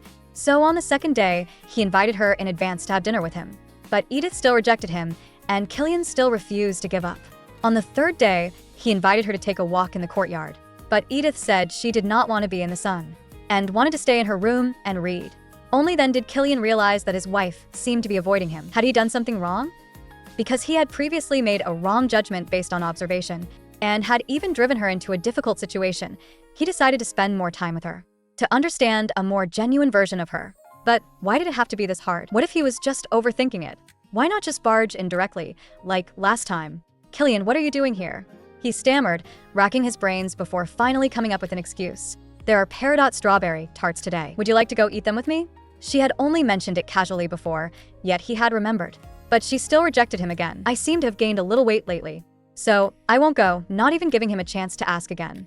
After a few more days of this, Lise finally could not sit still anymore. "Did Killian do a lot of things that made you sad?" "What?" Edith looked confused, then finally understood. "No, he has never done anything that made me sad." Lise was puzzled. "Not even once?" It may sound a bit exaggerated. Rather than sadness, I'm actually more grateful to him. I know he is taking care of me in his own way. "Then why do you always push Killian away?" Seeing Edith's surprised expression, Lise realized she had let it slip. It wasn't Killian who said it. I heard the maids gossiping about it in private. Edith had actually always understood very clearly that from Killian's standpoint, he too was a victim of this marriage. Political marriages were common enough, but a marriage between hostile families was another matter entirely. So she did not want him to come to her merely out of a husband's duty. But when she said she had gained weight, Killian wanted to take her riding for exercise. When she said she could not ride, the man planned to teach her personally. He even followed her all the way when she went to work at Rain's place. Of course, in the end, all of this was futile. And the reason Edith kept refusing like this was because Killian had repeatedly mentioned her former reputation. She had made up her mind to change that reputation, so she rejected him. But the other party only became more determined after each setback, and even got smarter, first finding out her schedule. "I know you have nothing tonight. Go see the opera with me." Edith still remained unmoved. "Killian, I'm really fine. How about you go with Lise?" Killian completely broke down. "With Lise? Are you serious?" "Of course, because I truly do not mind at all how close the two of you are." After being rejected by his wife again, and on top of that hearing that she would rather he date another woman, Killian finally collapsed completely. "Edith, what exactly do you take me for?" They were nothing more than husband and wife in the legal sense. Although Killian had once thought the same way, when those words came out of Edith's mouth, He still felt as though he were about to suffocate. From the very beginning, this political marriage had felt like a nightmare to him, an obligation he had to bear as a member of the ducal family. It had also shattered his final hope for the one he loved, while the voice in his mind kept repeating itself. Edith Rigv is jealous of your noble love. She keeps clinging to you bitterly. She is like a demon and like a venomous snake. No. For the first time, Killian fiercely refuted the voice in his head. How could the Edith he knew possibly be jealous of others? When he came back to his senses, the person before him was looking at him with a face full of worry. But the moment he thought of the fact that she had no feelings for him, he felt like he was going mad. How could she possibly like him? The one who was truly jealous and clinging desperately was actually him. Do you really dislike being with me that much? Or do you have another man? Is it Rain? Edith was completely baffled. Why was Rain suddenly being brought up? She suddenly sensed that something was wrong. Killian, wait a second. His expression looked as though he had truly been hurt. He started saying strange things. I understand what you mean now. As your husband in the legal sense, is it enough for me just to play the role of a stud? She had just opened her mouth to deny it, but the man interrupted her. I understand. I have been rude during this time. After saying that, he kissed her. Edith had wanted to refuse, but when she thought of his wounded expression, for some reason she could not say the words, and then Killian scooped her up in his arms. The system's voice rang out again. Due to an exceptional circumstance, the original author's authority has been reduced. How absurd could it be that every time she and Killian were together, the conditions would? The system refreshed the second stage condition again. Reject Killian's proposal 10 times. Edith could clearly feel that the person behind the scenes was playing with her. They had even taken advantage of her feelings for Killian. If she had not made up her mind, there was no way she could possibly fulfill this condition. But precisely because of that, she had struck back and dealt the god of this world a heavy blow. The other party must have found it utterly absurd. The mastermind flew into a rage in the control room. She simply could not understand why someone could endure rejecting the proposals of the person they liked 10 times in a row. This was a task that was absolutely impossible to complete. If you loved someone, then no matter what they wanted, you should be willing to give it to them. She wished she could hold her in her mouth and cherish her in the palm of her hand. That was what normal thinking should be.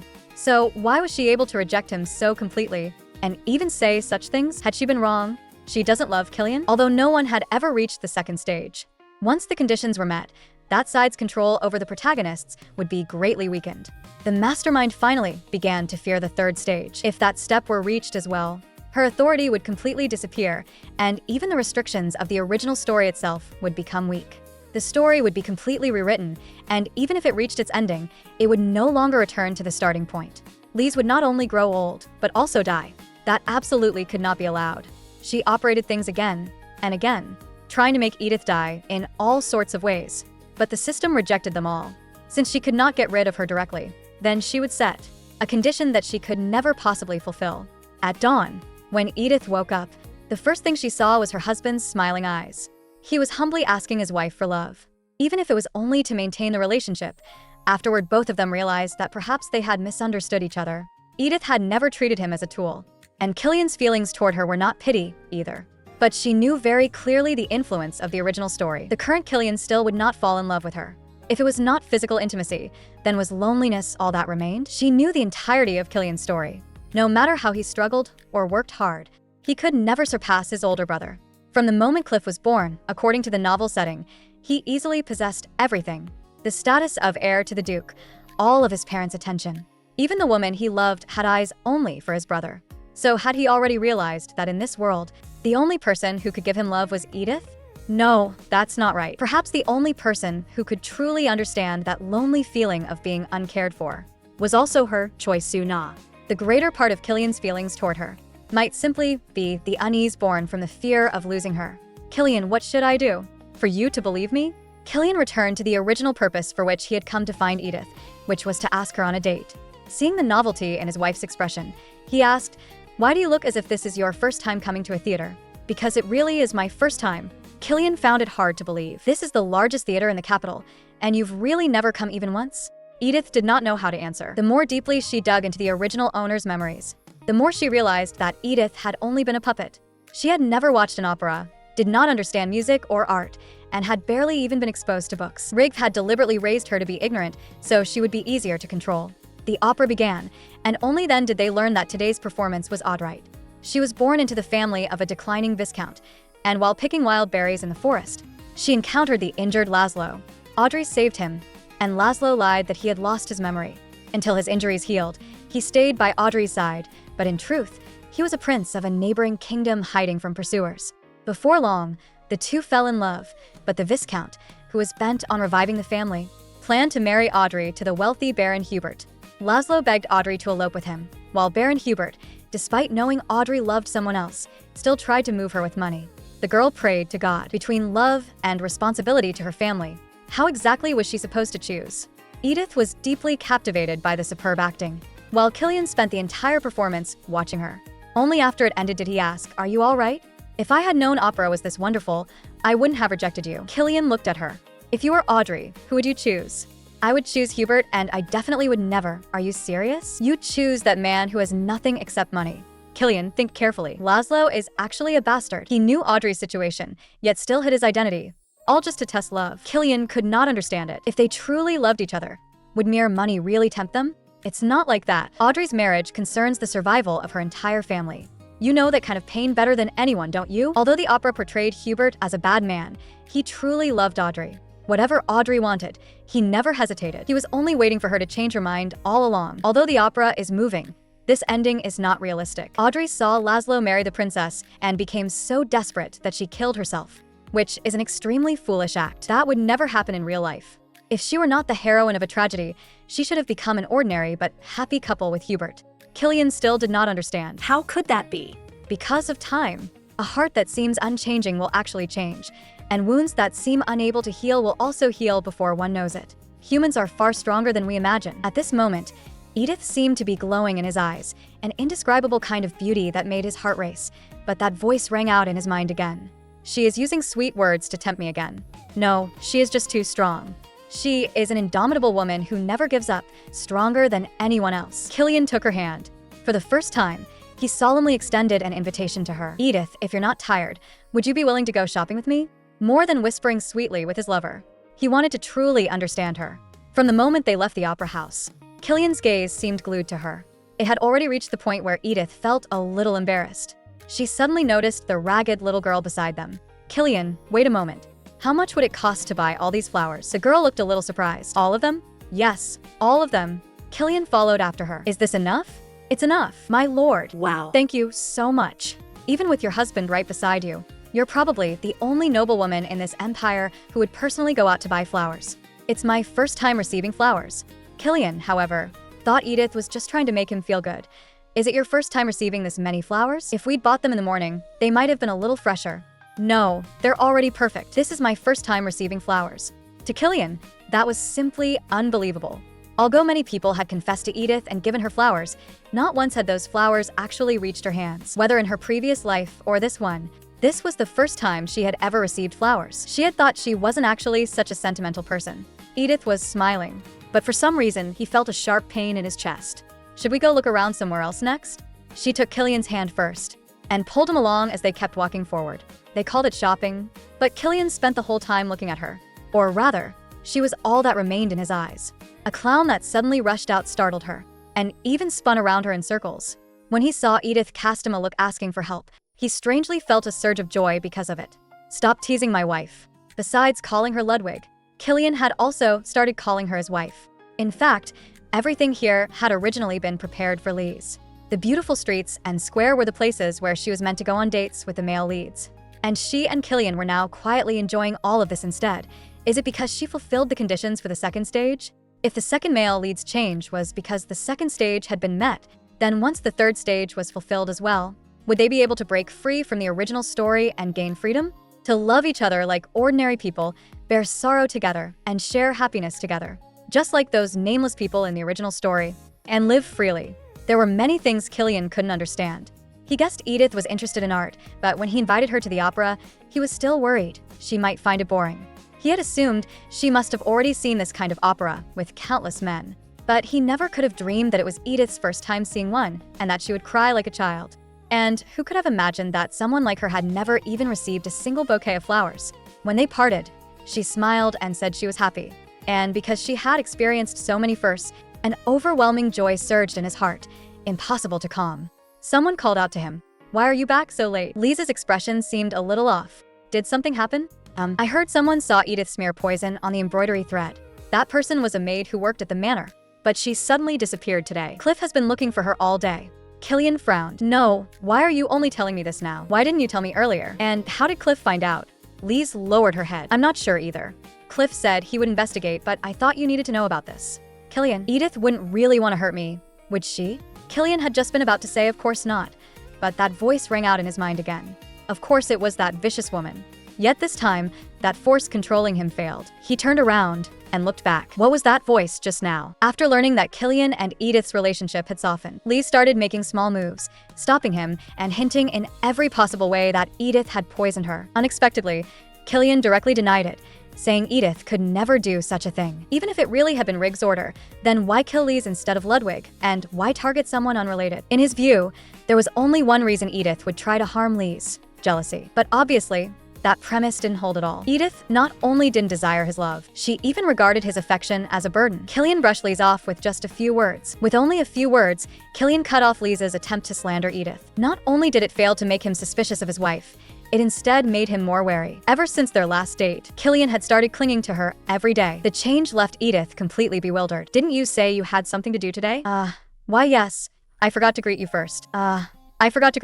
My lady, I'm back. That face really is too unfair. I'm not joking with you. What exactly is wrong with you? We've already eaten together for several days in a row. Isn't that perfectly normal between husband and wife? As if he had suddenly remembered something, Killian's expression turned serious. I was wrong before. Everything I said that night was sincere. Maybe it's already too late, and I know I've done far too many wrong things. But if you're willing, I want to start now and slowly get to know you. Even though you're still a suspect in the last incident, I believe you didn't do it. Most importantly, I hope it wasn't you. Only at that moment did Edith truly feel that he really had changed. Killian, thank you. Her reaction surprised him a little. This isn't something you should be thanking me for. The one who should apologize is me instead. So, can I? I want to spend more time with you. I want to know what you like and what you dislike. I don't even want to miss any of your little habits. A man who suddenly figures things out is seriously deadly. She had almost forgotten just how persistent the male leads in novels could be. From that day on, aside from work, Killian was almost always by her side. She had thought it would feel awkward, but being with him was easier than she had imagined. Sometimes he would even tease her on purpose.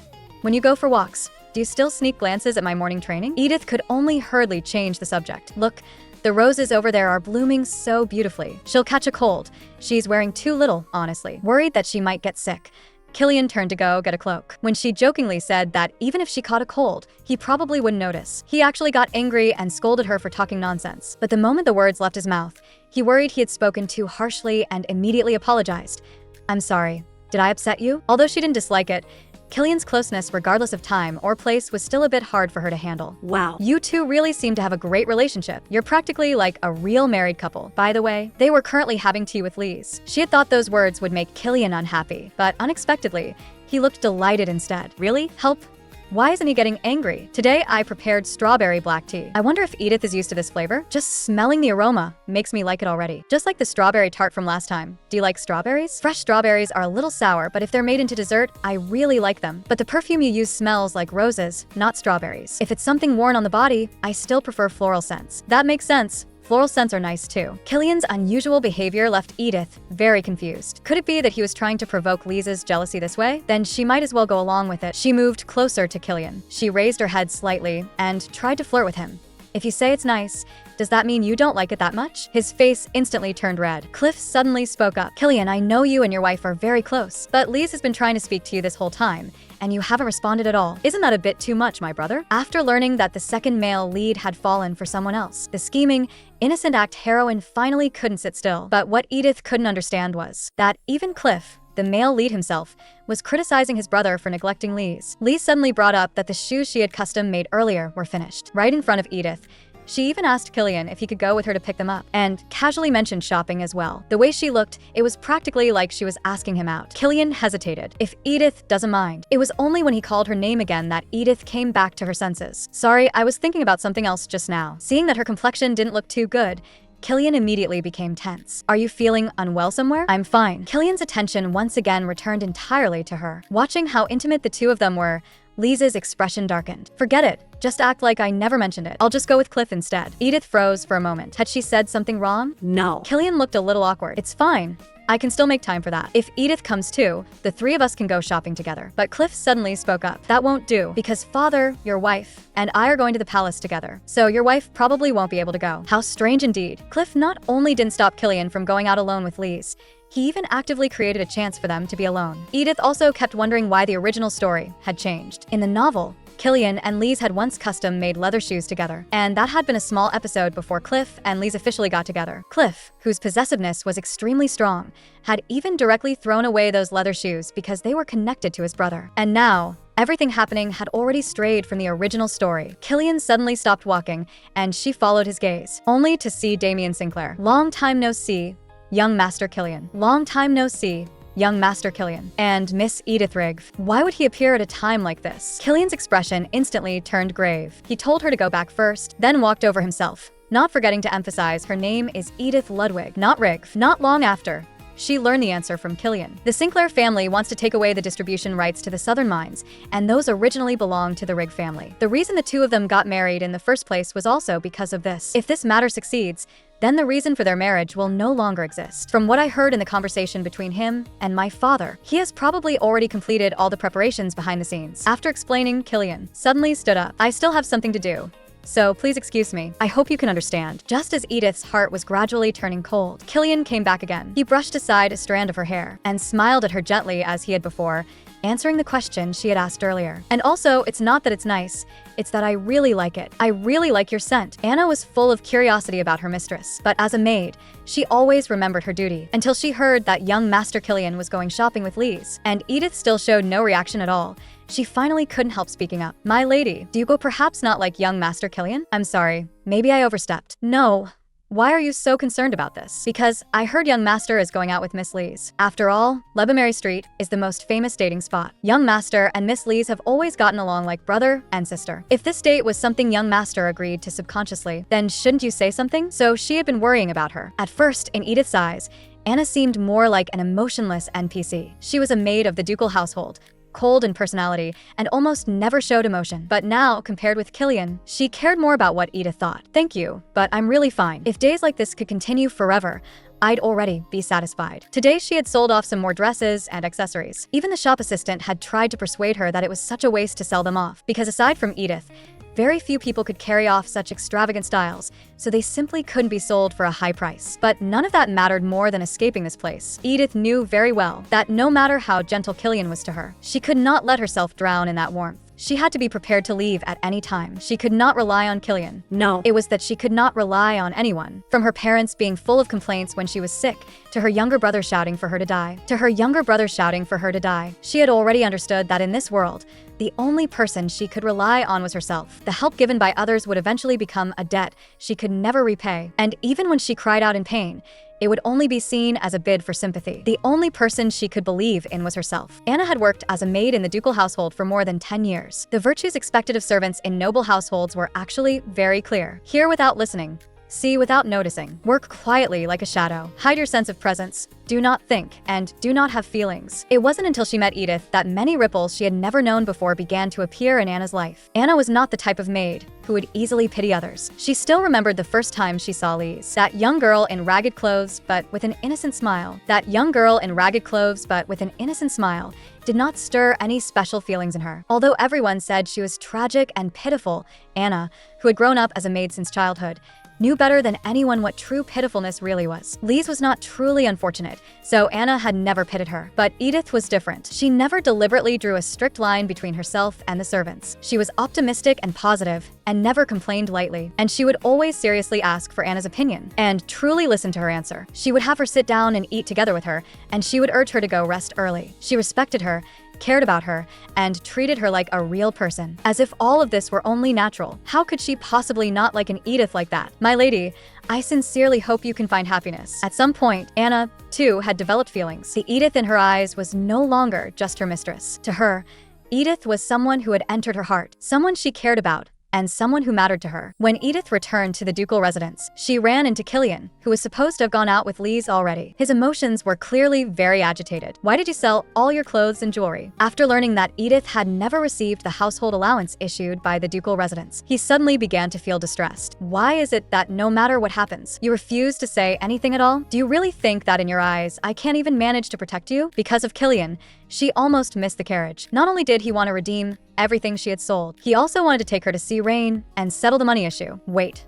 Weren't you supposed to go out with Lise? That kind of thing isn't important. Killian suddenly stopped walking. Why do you never say anything? From what those maids did to you, to swallowing poison on an empty stomach, you were suffering so much, so why didn't you say it even once? Do you really think I can't even protect one person like you? She suddenly remembered what Sophia had said. She had always been the one who was not chosen. She could not bear the future she would have to face once her identity was exposed. Killian, everyone has things they cannot say. In the end, he did not continue pressing her. Even though she repeatedly said she didn't need it, he still stubbornly insisted on buying back the things she had sold. No matter what, the money issue had at least eased the immediate crisis, and the man before her was what truly occupied her mind. His various actions lately had simply been too strange. When you look at me with such suspicious eyes, even I get nervous. I just feel a little awkward. That's true.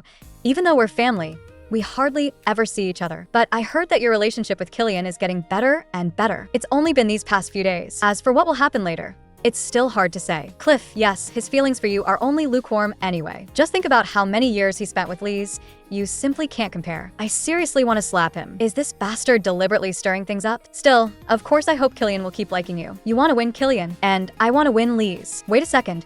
I think you've misunderstood something. Although I'm Killian's wife, that doesn't mean I absolutely have to have him. Cliff gave a disdainful smile. You make it sound easy enough. But if Killian's attitude toward you went back to how it was before, would you still be able to say something like that? Cliff did not bother to hide his malice, then suddenly changed the subject. Killian likes riding yachts, and once the weather gets warm, he goes looking for boats. He used to go with Lise often, but after getting married, he never went again. Also, he likes artworks, and he's interested in things related to art as well. No matter what he does, as long as you praise him more, you can't go wrong. After all, he's always been overshadowed by me, and it's practically left him psychologically scarred. Cliff's eyes were full of disdain. When he looked at her, he laughed once again. Your reaction is very interesting, Edith. She had originally thought that, in the end, they were still brothers bound by blood. Even if they had fierce rivalry over Lise in the original story, it should not have come to this. In the blink of an eye, they arrived at the palace gate. Cliff held out his hand to her. Make use of the information I've given you. It will be beneficial both for you and for Killian. Think it over carefully. Do you know a maid named Safina? Who is that? Brown hair, freckles on her face. Forget it. There's nothing you can do if you don't know. Still, it would be even better if you did know. It was pleasant talking with you. I hope you and the Imperial Princess have a good time. Edith did not know why she had been summoned to the palace, but now it was already too late to ask. No matter what, she had never expected this. The Imperial Princess was actually going to take her horseback riding, and she was even going to teach her personally. Look ahead. Keep your back straight too. The quality of horsemanship is determined by the rider. If you act timidly, there will definitely be an accident. Could it be that the Imperial Princess was taking revenge for her previous discourtesy? As if she had seen through her thoughts, the Imperial Princess suddenly spoke. Killian asked me to do this. In order to win back the second male lead, the heroine carefully planned an entire day's date. She grabbed Killian. That's the shop I wanted to go to last time. Weren't we here today to pick up the shoes? Although we're later than the agreed time, I came out according to the shoe shop's business hours. Because of Edith, Killian was not only late for his appointment with Lise, but also refused her subsequent request. Why didn't you say so earlier? Lise's expression changed instantly, and even her eyes darkened. Meanwhile, Edith was with the Imperial Princess. Killian asked you to teach me how to ride? At first, I thought I had heard wrong. In the beginning, she had been very dissatisfied with Killian's request. You actually want me to teach Edith Rigg how to ride? That's what I meant. Though now she's already Ludwig. It turned out that he was planning to take Edith to his territory before long. But that place is covered in snow all winter long. Carriages cannot pass through, so traveling on horseback would be much more convenient. In any case, he had originally wanted to teach her himself, but he didn't know how. But Edith seemed as though she did not like it. She had been refusing him all along. I don't understand. Why do you have to go this far? Isn't your marriage just a political one? Once the situation stabilizes, can't you just get rid of her? These words directly angered Killian. Get rid of her? A temporary wife. Was that what my father said? If not, then was it a rumor from high society? Catherine, you really disappoint me. I thought you wouldn't believe those rumors. Edith had once said exactly the same thing to her. Catherine still could not understand, but until not long ago, she was still one of the Riggs, wasn't she? Are you trying to completely separate her from the vile things the Rigg family has done? Killian said helplessly, although this may sound hard to believe. What the Rigg family is plotting has nothing to do with Edith. I still can't tell you the details right now, but I hope you can trust me. Since you say Edith said the same thing to you, then, Catherine, why don't you get to know her yourself first, and then decide how you want to view her? And at this moment, the Imperial Princess actually began to apologize. You and Killian were right. I inexplicably called you here to ride horses and kept making you watch my mood the whole time. The people who call you the villainess of the century are the ones who are truly ridiculous. So, I'm sorry. I thought you had used despicable means to seduce Killian. Even though I didn't understand the truth, I said such hurtful things to you and exposed the worst side of myself in front of you, who had always respected me. Although it's a bit shameless of me to say this, Would you be willing to accept my apology now? Oh my, Killian even said you're much softer-hearted than you look. So it's true after all. She was the most dazzling person he had ever seen in his life. Gentle, kind, warm, like sunlight itself. Just looking at her made people think she was lovely. If only he could look only at me and smile only at me. When the boy first met the girl, such a thought arose in his mind. Because it was the first time he had tasted this kind of feeling, he mistook it for love. If Edith had not appeared and filled his mind completely, he might have misunderstood his feelings for a lifetime. Looking at the shoes in his hands, Killian thought of Edith. Sit down and try them on, Lise. They say good shoes will take a person to good places. Killian was clearly smiling, but that smile was not because of her. He turned to the shoe shop owner and said, "Your craftsmanship is indeed excellent. I'd also like to order 4 more pairs of winter shoes. For 4 pairs, it will take 2 months. Would you like to place the order today?" "No, I'd also like to match a few pairs with clothes for my wife and me, so 2 months is a bit tight." "Killian, where are you going?" "In a little while. Once the title is formally conferred, I'll be setting out for my territory." "Is Edith going with you too?" Killian's expression changed instantly. "Why do you ask?" Killian's cold attitude left Lee stunned for a moment. Seeing that he was no longer as easy to control as before, she quickly changed her words. "What I mean is, Edith is one of the few friends I have." Ever since Lise moved into the Duke's residence, she had indeed been under their protection and did not really have any friends her own age. The two soon left the shoe shop. As Killian looked at the street, he thought of Edith again. This place was completely different from where they had dated last time. This was a shopping street favored by nobles. And the last time, it had been a place where even commoners could easily have fun. Although the things sold there were all very cheap, Edith did not mind at all. His thoughts were suddenly interrupted. Lise slipped her arm through his. "Lise, what is it?" "It's just that hearing you're leaving makes me feel a little strange inside." Seeing Lise like this, he finally agreed to continue strolling with her a little longer. The shopkeeper enthusiastically introduced the items. "This hair ornament does not look good on just anyone." Lise happily turned her head. "Killian, look, it really is beautiful. Wrap up all the accessories she looked at just now and send them to the Ludwig house." Lise had originally thought that Killian was finally beginning to turn back toward her, but she had not expected that the next second he would actually take the initiative to suggest entering another shop. "This is not my style at all. Killian, this place feels a little different." "That's right. I'm planning to pick out some gifts for Edith here." Edith again. This made Lise break down once more. Edith would probably prefer more gorgeous accessories, wouldn't she? At first, I thought so too, but after getting to know her, I found that wasn't the case. Rather than those exaggerated and flashy jewels, elegant and expressive designs actually suit her better. After saying that, Killian seriously began selecting gifts. "Is this hairpin made of garnet?" "Made into a lightweight accessory. It's actually quite nice." "This one also looks like it would suit her very well." "Excuse me, does this satin ribbon bow come in other colors?" Late at night, as Cliff passed by Edith's room, He saw such a warm scene. his younger brother, who had spent the day shopping with Lise, had picked out a huge pile of gifts for Edith. He was even braiding her hair with his own hands. Killian's taste was surprisingly good. She liked every single gift very much. "Because I was trained from childhood, I've always had a good eye for things." "Turn around for a moment first." He reached out and began braiding Edith's hair. "How is it?" The satin and pearls perfectly complement her red hair. He had always known how beautiful Edith was, but he still could not help his heartbeat quickening. "It really suits you. If I had known you would like them this much, I would have bought more." Cliff looked at the two of them and suddenly smiled, though the meaning behind the smile was unclear. Afterward, he walked toward the place he had originally intended to go. Pretending not to know anything, he said, "I heard you weren't feeling very well, so you came back early." It seems Killian also worked very hard today to cheer you up. Killian really is utterly devoted to Edith. That only makes it seem like I caused him trouble for nothing. Cliff pushed the gifts aside. "Lise, do you care that much about Killian?" "I care about both you and Killian very much." "You know that's not what I mean. Can't I become your only one? Right now,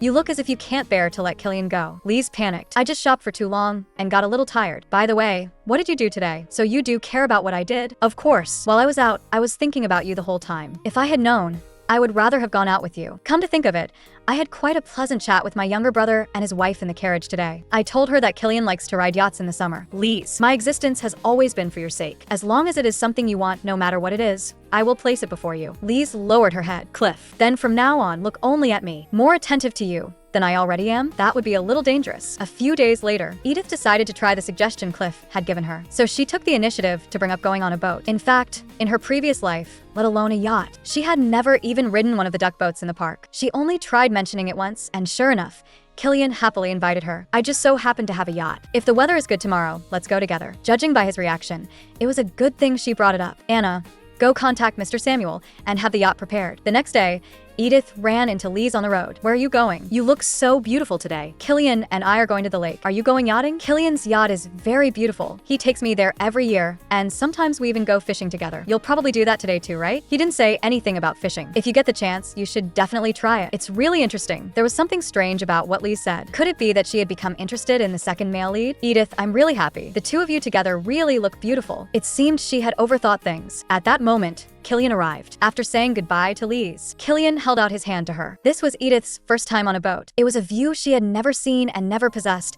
neither in her previous life nor in this one. Like a little bird that had just learned to fly, everything she saw felt fresh and new. Killian responded to her one sentence at a time. Look over there. Don't lean too far forward. Be careful not to get hurt. I'm so glad you like it this much. She could feel the lingering warmth on the coat, and she could also feel his burning gaze. What are you doing? Hurry up. Don't ruin the mood. You're holding a woman in your arms with her eyes tightly shut, and you still don't know what to do? Before the rest could be said, Killian cut it off directly. This was probably, since her transmigration, the most wonderful day she had ever had.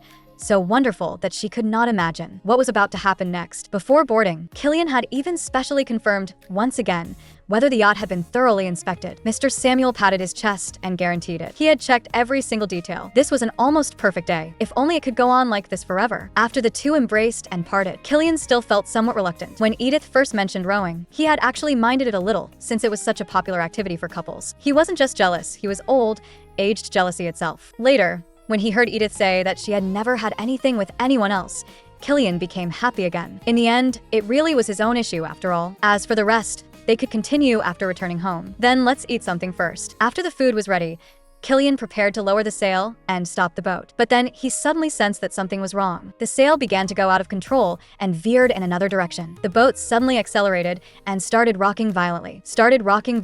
He turned and shouted Edith's name, but it was already too late. Edith lost her footing and fell backward. Just before she fell off the boat, she clearly saw Killian rushing toward her. The dress soaked through with water was too heavy, dragging her farther and farther down. That glittering water surface, which looked so sparkling, was freezing to the bone. She had to hold on. She could not die here yet, because Killian was supposed to be the one destined to kill her. In the original story, there had never been a yacht accident like this. The system's notification suddenly rang out. When Edith dies in the role of the villainess, the story will return to its original track. There are 3 minutes left until death. What kind of nonsense was this? This was too absurd. Return to the original track. Then would her relationship with Killian also go back to the beginning? Would Killian look at her dead body and once again show her contempt? Just as her consciousness was about to fade, a hand shot toward her. Edith slowly opened her eyes. In the end, she had not died. Anna stood watch by the bed, praying in a low voice. The moment she heard Edith make a sound, she suddenly raised her head. Give me water. She already understood that the original author harbored hostility toward her. The author had forcibly imposed on her things she would absolutely never do. It was all for the sake of the clear conditions,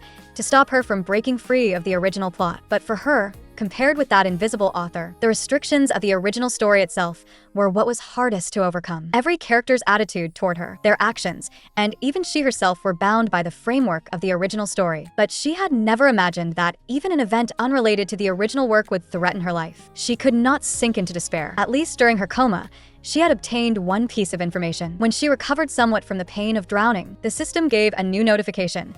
Due to the original author's excessive interference, some parts of the plot had already begun to collapse. The original author's control was gradually weakening bit by bit. She finally understood that the original story was no longer on the same side as the author, Choi Soo-na, who had just experienced the threat of death. So you were bound too. The moment his wife fell from the boat, it felt as if his heartbeat had stopped in an instant. When he watched her sink toward the bottom of the lake, as though falling into an abyss, he had even forgotten how he had swum over. Intense regret, guilt, and self-reproach all eventually became the words at his lips. Please, look at me. I'm begging you. Don't leave me like this. These were the words he should have told her in person at that time. He should have told her that even when he was with Lee's, she was always on his mind. No matter what he saw, the first thought he had was whether she would like it. No. He felt he should have said it even earlier, when he said he didn't believe her, or when he reproached her with words, when he said those cruel things to her. Those actions from the past all made him regret it to the point of nearly going mad. In the room in the basement, he walked toward the person who had been tied up. You have worked in the Duke's household for 10 years and never made this kind of mistake. I always thought you were someone I could trust. Does the Duke Duke household's trust in you mean nothing to you? Killian roared angrily. Say it. Who exactly ordered you to do this? Just then, someone arrived. Young master, milady has awakened. Edith had only just sat up when Killian rushed over. He pulled her tightly into his arms. His body was warm, yet it carried a slight tremble, as if he were afraid of losing something. Edith gently patted his shoulder. I'm fine now, Killian. Let me look at your face. What's wrong? As if it's not because you almost died. Edith was puzzled about what exactly had happened. There was a problem with the sale. If it had been carefully inspected beforehand,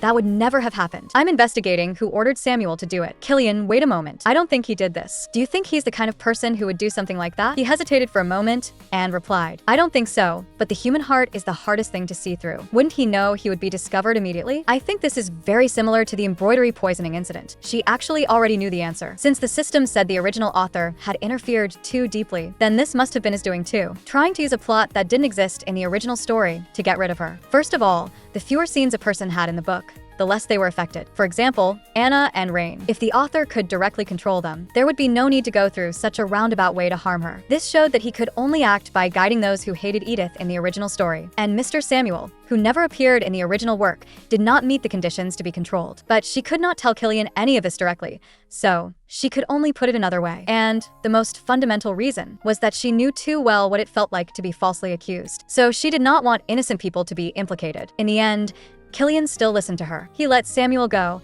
but Edith's bloodless face kept appearing before his eyes. He had to pull himself together and catch that culprit. In this boating accident, the ones placed in danger were mostly women, because they wore gowns, and once they fell into the water, it was hard for them to save themselves. So this time, the target was not him, but Edith. Killian began to recall what had happened before. Among all this, there had to be something he had overlooked. Just then, an attendant came to report. Mr. Samuel requests an audience. He brought a clue. In order to protect his wife, he began to be wary of the male and female leads of the original story. For the first time, he included his brother and Lise among the suspects. Edith's plea ultimately led Killian to release Samuel. Although he could not understand it, she had nearly lost her life. So how could she still calmly speak up for Samuel like this? But Edith's kindness was not wasted. Samuel brought a clue. After he finished inspecting the boat, he had briefly left for a while before dawn. Afterward, Cliff came and said Lise had dropped something nearby, and he helped look for it, although it wasn't for long. If something had happened during that time, then it was indeed his dereliction of duty. Why are you saying this now? I've already let you go. As long as you keep silent, this matter will pass. Samuel, who had kept his head lowered the whole time, took off his hat. His gaze was firm. You have to catch that person, the one who wants to harm a lady.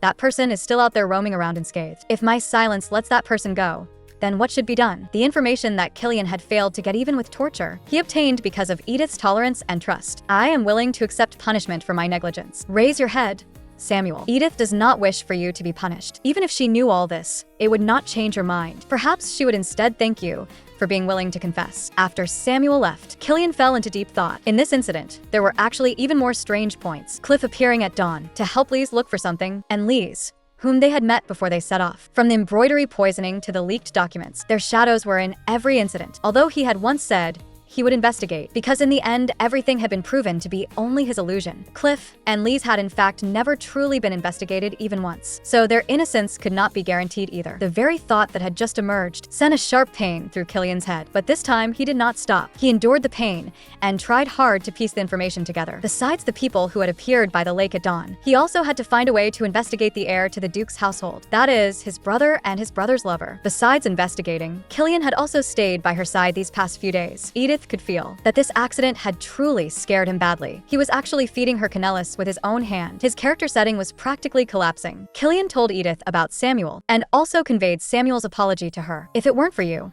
I'm afraid I wouldn't have obtained any information related to the case either. It's all thanks to you. She felt a little uncomfortable. Thank you, Killian. I should be the one saying that. Here, open your mouth. He started feeding her again. At that moment, visitors arrived. It was Cliff and Lise. Cliff took out a bouquet and said that because taking the boat had been his suggestion, he felt guilty that it had led to this result. But Killian acted completely out of character and looked utterly unwelcoming toward the two of them. He was just about ready to tell them to get out directly. He grabbed Cliff by the arm. Did you also go to the lake that day? Yes, because I left something in the yacht. Edith almost forgot. The more important a character was in the original story, the more easily they were influenced by it. The author could affect them as well. Then what about Killian? Or perhaps Would he encounter danger because he saved her? Over there, they were still questioning Cliff. Was that thing so important that you had to go look for it so early in the morning? You look very pale. But Lee suddenly interrupted them. I was already worried because you refused a sick visit last night. She looked utterly baffled. Didn't the doctor say it? You need to keep quiet while resting, but I thought it would be hard for you to refuse. So I made the decision for you. Is that something a person who came early in the morning and stayed until noon should be saying?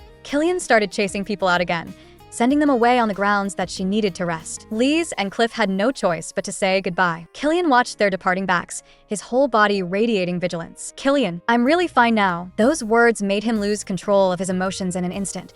The nerves that had been tightly strung for days finally snapped. In what way are you fine? The culprit still hasn't been caught even now. Edith touched his face. Have you slept these past few days? You really look exhausted. Since last night, I've been thinking that if something like this happens again, next time, you shouldn't jump into the water to save me without caring about anything else. That's too dangerous. Killian's face filled with shock. How could she say something like that so calmly, as if she did not care about death at all? That feeling gradually made him angry. Do you expect me to just stand there and watch you fall into the water and drown? That's right. Otherwise, are you going to die together with me? I just hope you'll cherish yourself too. You almost got into trouble too. When Edith had recovered enough to go out, she suddenly discovered that everything had changed. Every single person in the Duke's residence was especially kind to her. Anna, what's going on with everyone? Maybe it's because you helped Mr. Samuel. He has worked here for many years. He has also helped many people. Actually, not long ago, Safina disappeared. In the days before she vanished, she went around saying bad things about you. So some ugly rumors spread, saying you might have done something to her. But you saved Mr. Samuel when your own life was hanging by a thread.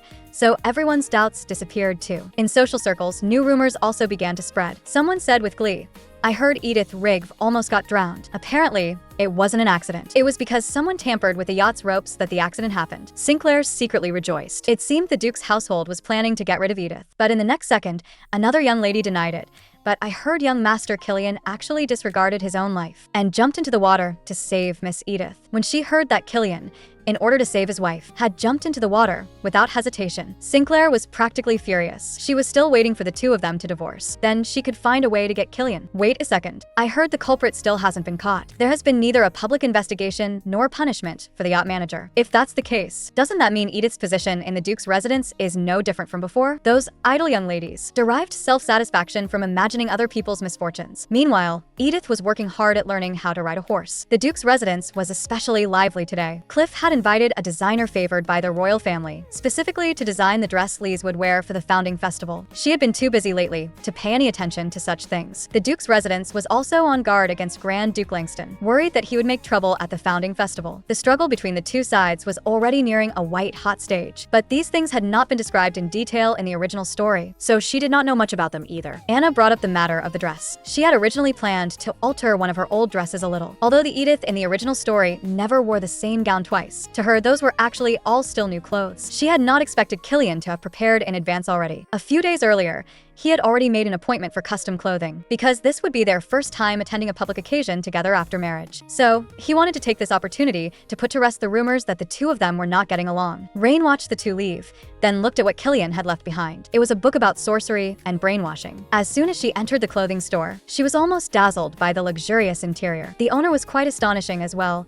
I am Moffat. Thank you both for visiting my humble little shop. How is this humble at all? She opened the style catalog and was stunned once again. This is not Killian's kind of style either. Don't you dislike this kind of style? He asked in confusion. Isn't this the style you like? When he first had clothes made for the ducal household, because she refused, Killian assumed that she simply did not like that style. After finding the shop based on Edith's former taste, he even went so far as to stop people on the street and ask where their clothes had been made. Of course, that was all several months ago, but this shop really is quite famous, so have a look first. She looked at the catalog in Killian's hands. You truly have a good eye. The moment I saw you, I thought of this dress. It is already prepared. Would you like to try it on? She had already felt it when they were picking out gifts last time. Killian was truly very good at choosing things. She suddenly felt a little nervous. Killian, isn't this a bit too extravagant? How does it look? The moment Edith asked, her heart suddenly trembled. As the elder brother and heir of the family, he could casually summon a royal designer. And in the story, the heroine ultimately chose him as well. That made Edith mistakenly think that her husband had brought her out, only to avoid the original male and female leads. So in that instant,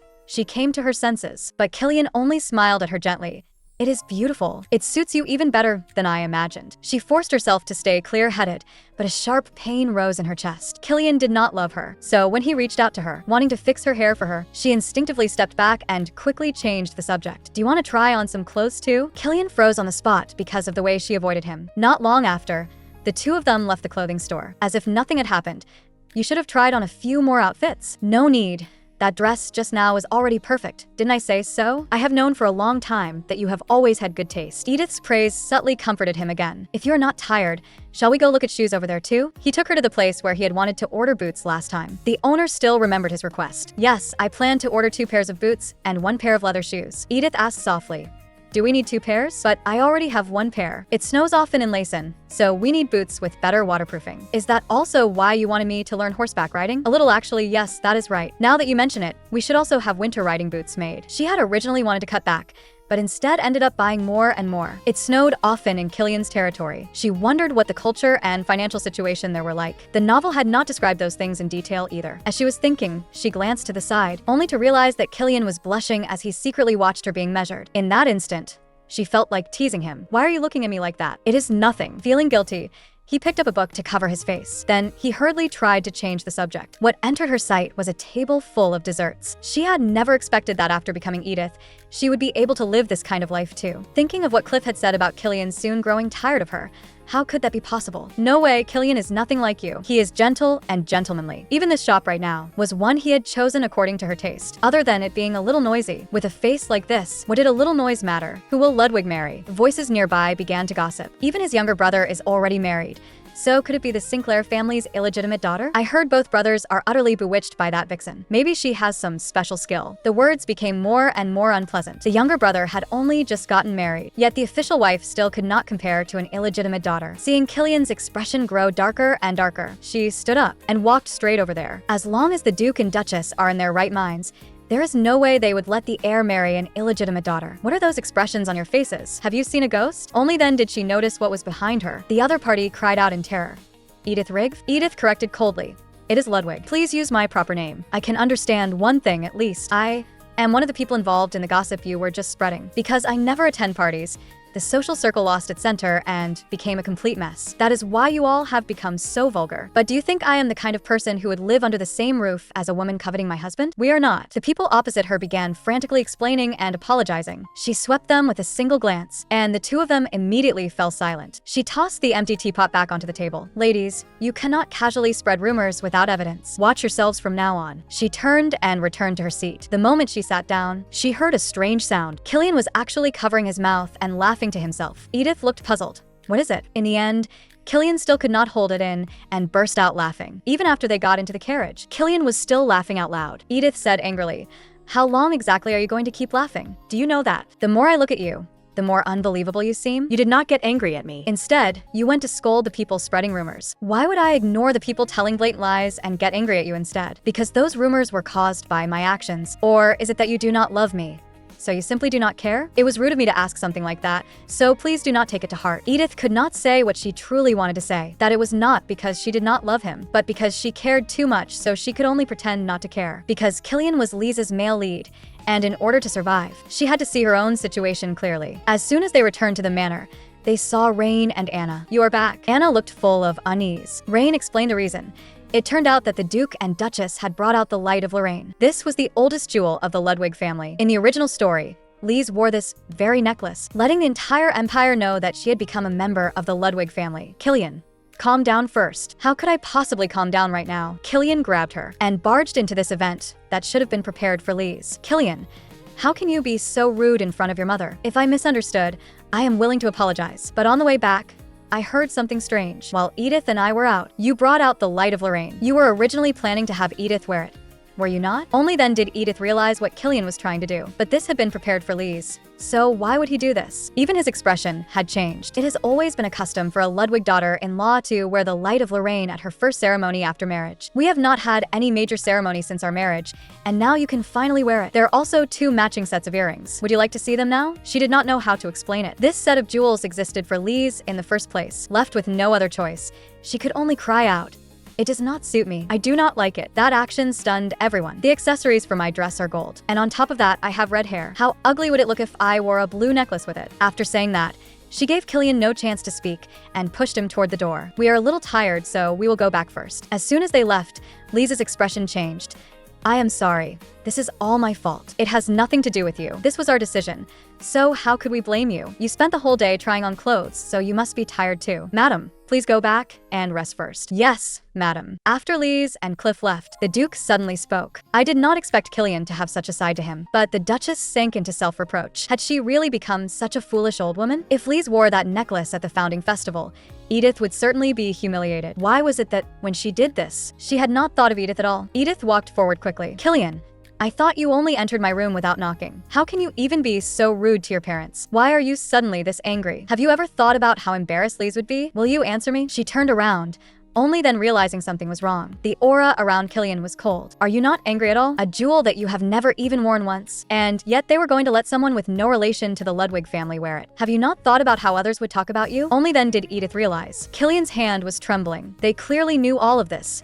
And yet they still treated you this way. Do you know what those people would say about you at the founding festival? What new things could they possibly say? At most, they would say Edith Rigg is wasteful, despicable, vain, arrogant, rude, and a vicious woman. The last phrase was something Killian had once said to her himself. No, the last phrase was something Killian had once said to her himself, and he began to panic. That is not what I meant. There are other nasty rumors now too, such as that our relationship is so bad that it would not be strange if we divorced immediately. They also say that you bully Lise, and even the servants dislike you. If they want to talk, let them talk. I will continue to teach them a lesson myself, just like I did in the cafe. Are you planning to teach them a lesson at the founding festival too? Things are already like this anyway. Her reputation could not get any worse. What did she still have to fear? Killian suddenly cupped her face in his hands. When everyone was saying how terrible my future wife was, I truly felt that my future was utterly bleak. But I did not expect that my life would become this wonderful because of your arrival. This seems to be exactly the kind of mood you were talking about. So can you close your eyes and let me kiss you? His wife had rarely taken the initiative, yet her husband was completely unromantic. The man who is usually so easy to fluster was satisfied with just one kiss this time. Wait. After the yacht incident,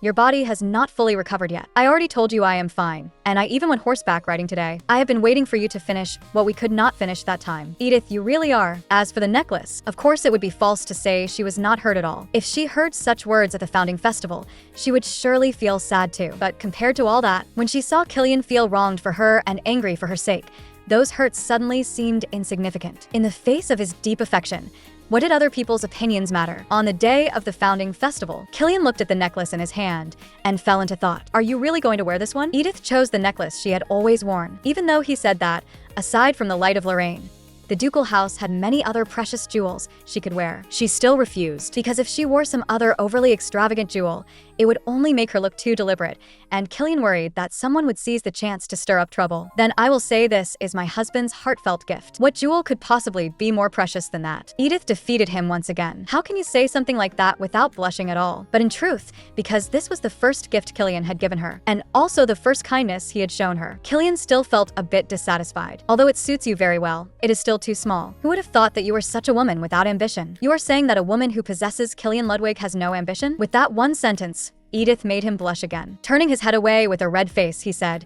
"There is truly nothing you cannot say." Was I wrong? He gave up resisting entirely. No matter what, the one drawing the most attention would definitely still be the protagonist. Look at that necklace. It seems the illegitimate daughter really is going to become the Ludwig family's daughter-in-law. Although Edith had already seen this part in the novel, actually being there felt completely different. But today, the person she thought was best dressed was not Lise, but the Duchess. Among the outfits Edith had previously chosen for her, the Duchess had always worn the clothes selected by Lise. Not once had she worn the ones Edith chose. Edith had assumed they were simply not to her taste, but it turned out it was only because she treasured them so much and wanted to save them for the most important occasion. Sure enough, everyone who saw her praised the outfit. Oh, not at all. My daughter-in-law Edith chose this outfit for me. I have not yet introduced her to all of you. This is Edith, the wife of my second son, Killian. She was somewhat surprised. This was a scene that had never appeared in the original story. Do not worry, go on. Nice to meet you. I'm Edith Ludwig. Miss Edith, it's a pleasure to meet you. The music began to play. The first dance, naturally, was for the husband and wife to dance together. Now that you've returned to the social world after so long, are you happy? Oh, don't even mention it. I didn't remember a single name of the people Mother introduced to me just now. She grumbled inwardly. The names in this fantasy world are way too hard to remember. It's fine though. They're not important anyway. Right now, you just need to focus on remembering the dance steps. What? You're not worried that I'll step on you, are you? You're actually worried about that when dancing with me? Although she still wasn't familiar with remembering all those names, the dance steps had long since been perfectly engraved into Edith's body. She only needed to give herself over to the music. Smooth spins, turns, every movement was flawless and beyond criticism. She smiled at her husband. Are you still worried that I'll step on your feet? Being teased by his wife while dancing made him unbearably shy. The man, growing jealous, began to speak without thinking. I was rude. This must be a skill you developed only after dancing with so many men, right? Edith smiled. A man who gets jealous of the past isn't charming at all. The young couple flirted and bickered as if no one else existed, driving the onlookers beside them mad. Her brother said gleefully, "What's going on? Didn't you say Killian wanted to kill Edith?" "Shut up." She looked at Lise. How could that brat be the one wearing the Ludwig family heirloom? Though the younger sister was foolish and jealous, the elder brother was far more perceptive. The feeling Edith gave people had completely changed. She had been beautiful before as well, but she had always seemed gloomy. But for someone who had married into an enemy family because of a political marriage, she was far too bright now. And the jealousy in her sister's heart began to grow wildly. Killian was her man, and she would never let Edith off. One song ended. The two of them were just about to go to the side and rest. Who would have thought an unwelcome guest had arrived? Killian keenly sensed the change in his wife. She was actually trembling. That made him immediately alert, and he looked around. It was Edith's father, Rig. That scumbag father greeted them with a face full of false kindness, and he proposed that he wanted to catch up with his daughter. Could you excuse us for a moment, Killian? The restrictions of the original story made it impossible for Edith to refuse the invitation. She couldn't make a sound, and no matter who looked at him, they would think he was a good father. Suddenly, someone took hold of her. Killian stepped in front of her. What do you want to say to Edith behind my back? Is there something I'm not allowed to hear? Rig flew into a rage. What did you say? I already told you. I just want to catch up with my beloved daughter. I'm your father-in-law. How can you be so rude? How is that maid doing? The maid, you were so worried about that.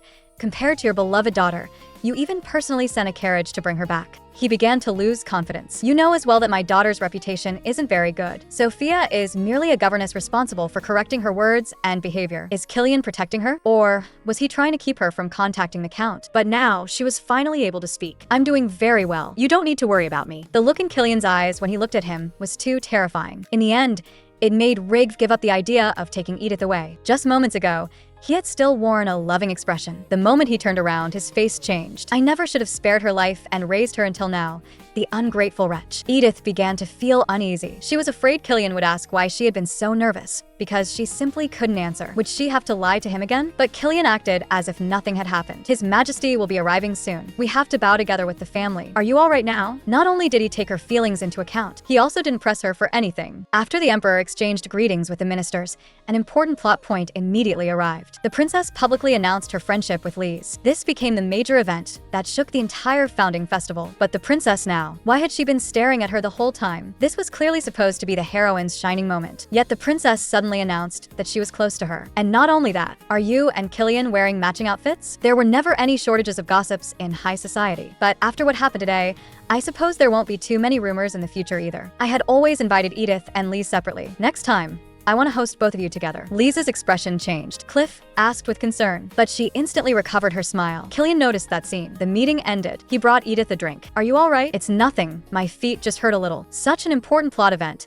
as the founding festival had actually changed. What should have been a stage for Lise alone to shine had its spotlight partly taken by her, the Villainess. Unfortunately, she still didn't know the condition for the third stage. As expected, bloodline is still the most reliable thing. Edith followed the voice and looked over. It was that scumbag father of hers fawning over Grand Duke Langston. He had actually openly taken Langston's side in public. How wonderful the era was when the late emperor ruled. The people around him also began to echo him, praising the late emperor's achievements. Saying something like that on an occasion like this was no different from publicly belittling the current emperor. Langston looked full of pride. Please don't say that. After all, His Majesty is still young. I watched His Majesty and Her Highness the Princess grow up. In my eyes, they're still ultimately too immature. Between the lines, he was saying that they were still unqualified. Catherine turned around angrily and left. Killian stood up. Excuse me, if you don't mind, I'll take my leave for a moment. Of course I don't mind. Before leaving, he seriously reminded her again. I know, hurry and go. In case the Count comes to trouble you again, then just make the biggest scene possible. No matter how much trouble you cause later, I'll clean it up for you. Edith saw it too. Catherine looked terrible. As soon as her husband left,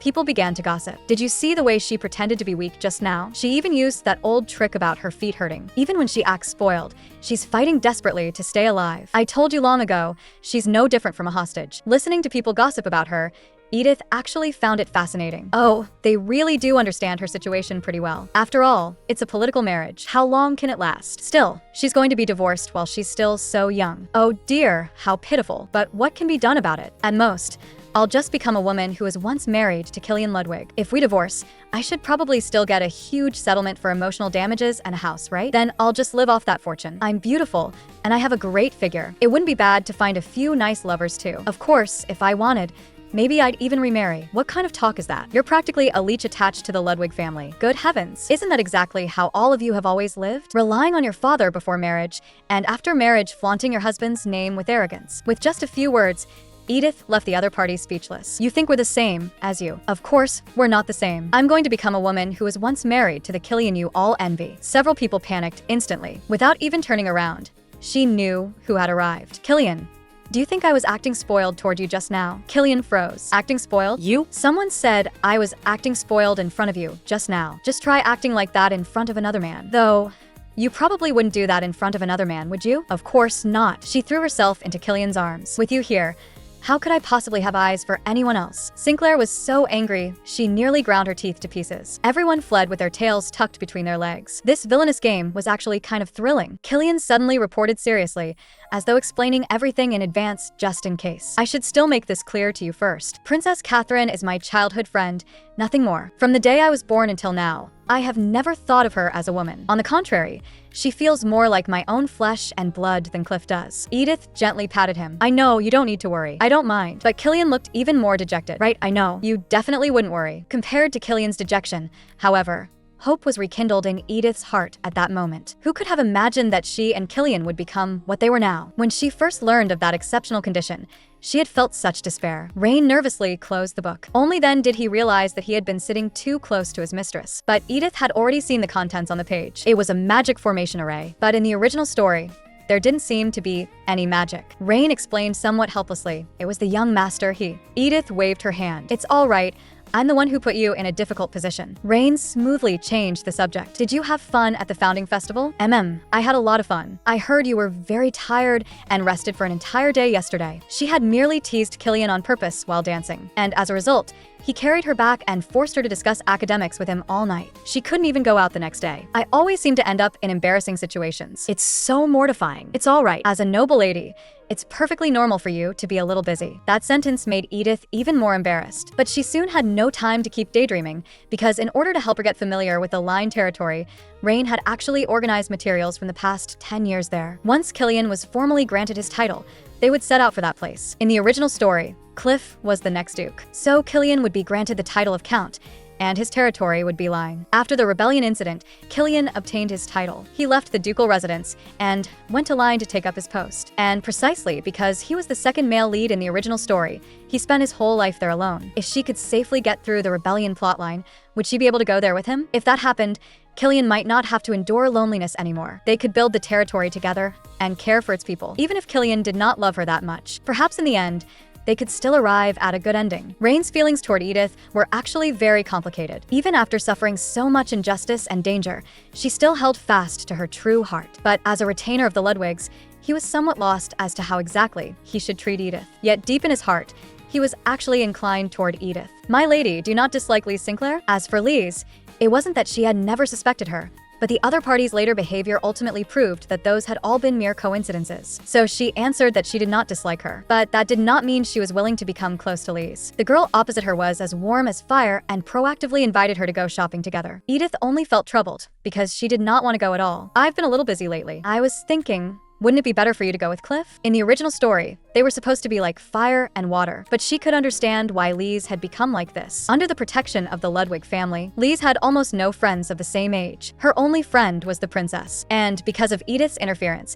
The relationship between the princess and them had become a friendship among 3 people. A thought suddenly popped into Edith's mind. If she kept refusing Lise, then would the princess once again follow the development of the original story? Because of Lise's advice, would she slowly have all her edges worn away and ultimately compromise, becoming a woman in the ordinary conventional sense? She did not want to see such an outcome. Thinking of this, she agreed to Lise. She hoped the princess could be herself, rather than be completely buried by feudal ideas. But what she never expected was this. After Killian learned that she had agreed to go shopping with Lise, he reacted as if facing a great enemy. He even insisted on accompanying her. Could it be that he was still afraid she would harm Lise? Unfortunately, Edith did not know Killian's real distress. He suspected that the people who had framed Edith were Lise and Cliff, although he had been investigating them this whole time. He had no direct evidence in hand. If he rashly told Edith this suspicion, he was afraid that in his wife's eyes, he would become someone who slandered his brother out of jealousy. After the drowning incident, Killian became completely certain of one thing. He simply could not bear to lose Edith. And he was also afraid that even the slightest misunderstanding would shatter that relationship between them, one that looked calm on the surface, but was in fact as fragile as walking on thin ice. Before she was kidnapped by her pursuer, she had once naively believed that a villainess like herself could also become friends with the heroine, because in front of her, Lise would always reveal a lonely and fragile side. She had even won over the important character, the princess. That also made Edith begin trying to accept Lise's friendliness. She did not want to ignore that loneliness, but in the bookstore Lise introduced to her, she encountered danger once again. Edith Rigg, I never thought you would really come here. When she woke up from unconsciousness, the first thing she saw was a man with a crazed expression. You're awake? Long time no see, my love. She did not know this person at all, yet the other party acted as if he had long since grown used to it. I'm just one of the countless men beneath your pomegranate skirt. Back then, I told you the facility intelligence of the Almo Railway, and as a result, I lost my entire fortune and even my title. But you actually don't even remember me, Fred. Before she transmigrated into this body, Edith had indeed seduced quite a few men in order to obtain information. As for breaking off engagements, there had been too many to count, so what he said might all be true. But there was one thing she could be certain of.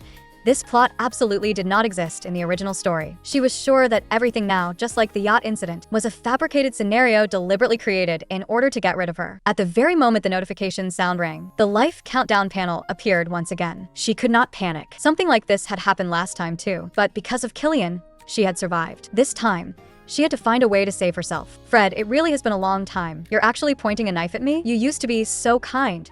Why have you become like this now? Seeing herself in her attitude, the other party instead panicked, hurriedly apologized, and said he had not wanted to scare her. I just missed you too much. When I heard you had married into the Ludwig family, I nearly went mad because I could never beat them. Wait. Why did you say them? The man raised the knife again. Let's go together and then start over. I got a book from a dark mage that can let us start over together after we die. This man had already gone mad. Ordinary methods probably wouldn't persuade him at all. Fred, I need to apologize to you. I shouldn't have used you. The man's face was full of disbelief. Edith, why would you apologize to me? Because I truly do feel sorry, but you're not the kind of person who apologizes at all. You've always been high and mighty. The little devil of the Rigg family is actually apologizing to me? As he wavered, the countdown began to increase. She had a chance now. You don't understand me at all. The so-called devil and the flower serpent of the Rigg family are both just rumors. Do you know? I hate banquets, and after getting married, I almost never attended them. Even the founding festival, I only went because I had no choice. I don't like crowded places. On the contrary, I prefer quietly reading books. Didn't you just see me in the bookstore a moment ago? The other party suddenly began to roar. Shut up. Don't destroy the image of Edith in my heart. The ropes around her hands had begun to loosen and were about to come undone. Fred, I'm not the kind of woman you want at all. Dying with me is not worth it. You still have a chance to start over. But just as she thought she was about to succeed, the man suddenly laughed. Edith, is there something important behind me? You're clearly talking to me, but your eyes keep glancing behind me. Are you stalling for time?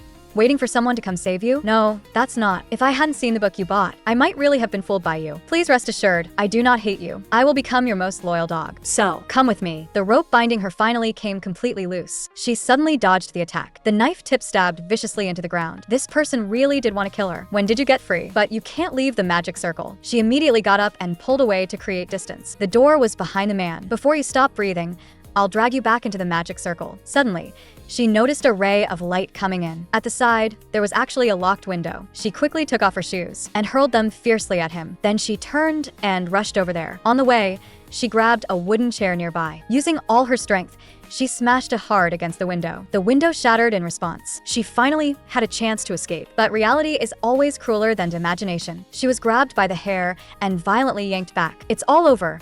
Edith. The pain she had expected, however, never came. Some warm liquid dripped onto her face. What came into view was the face she knew best. That man caught the blade with his bare hand and blocked the strike for her. Killian had saved her once again. Edith, I'm sorry I came late.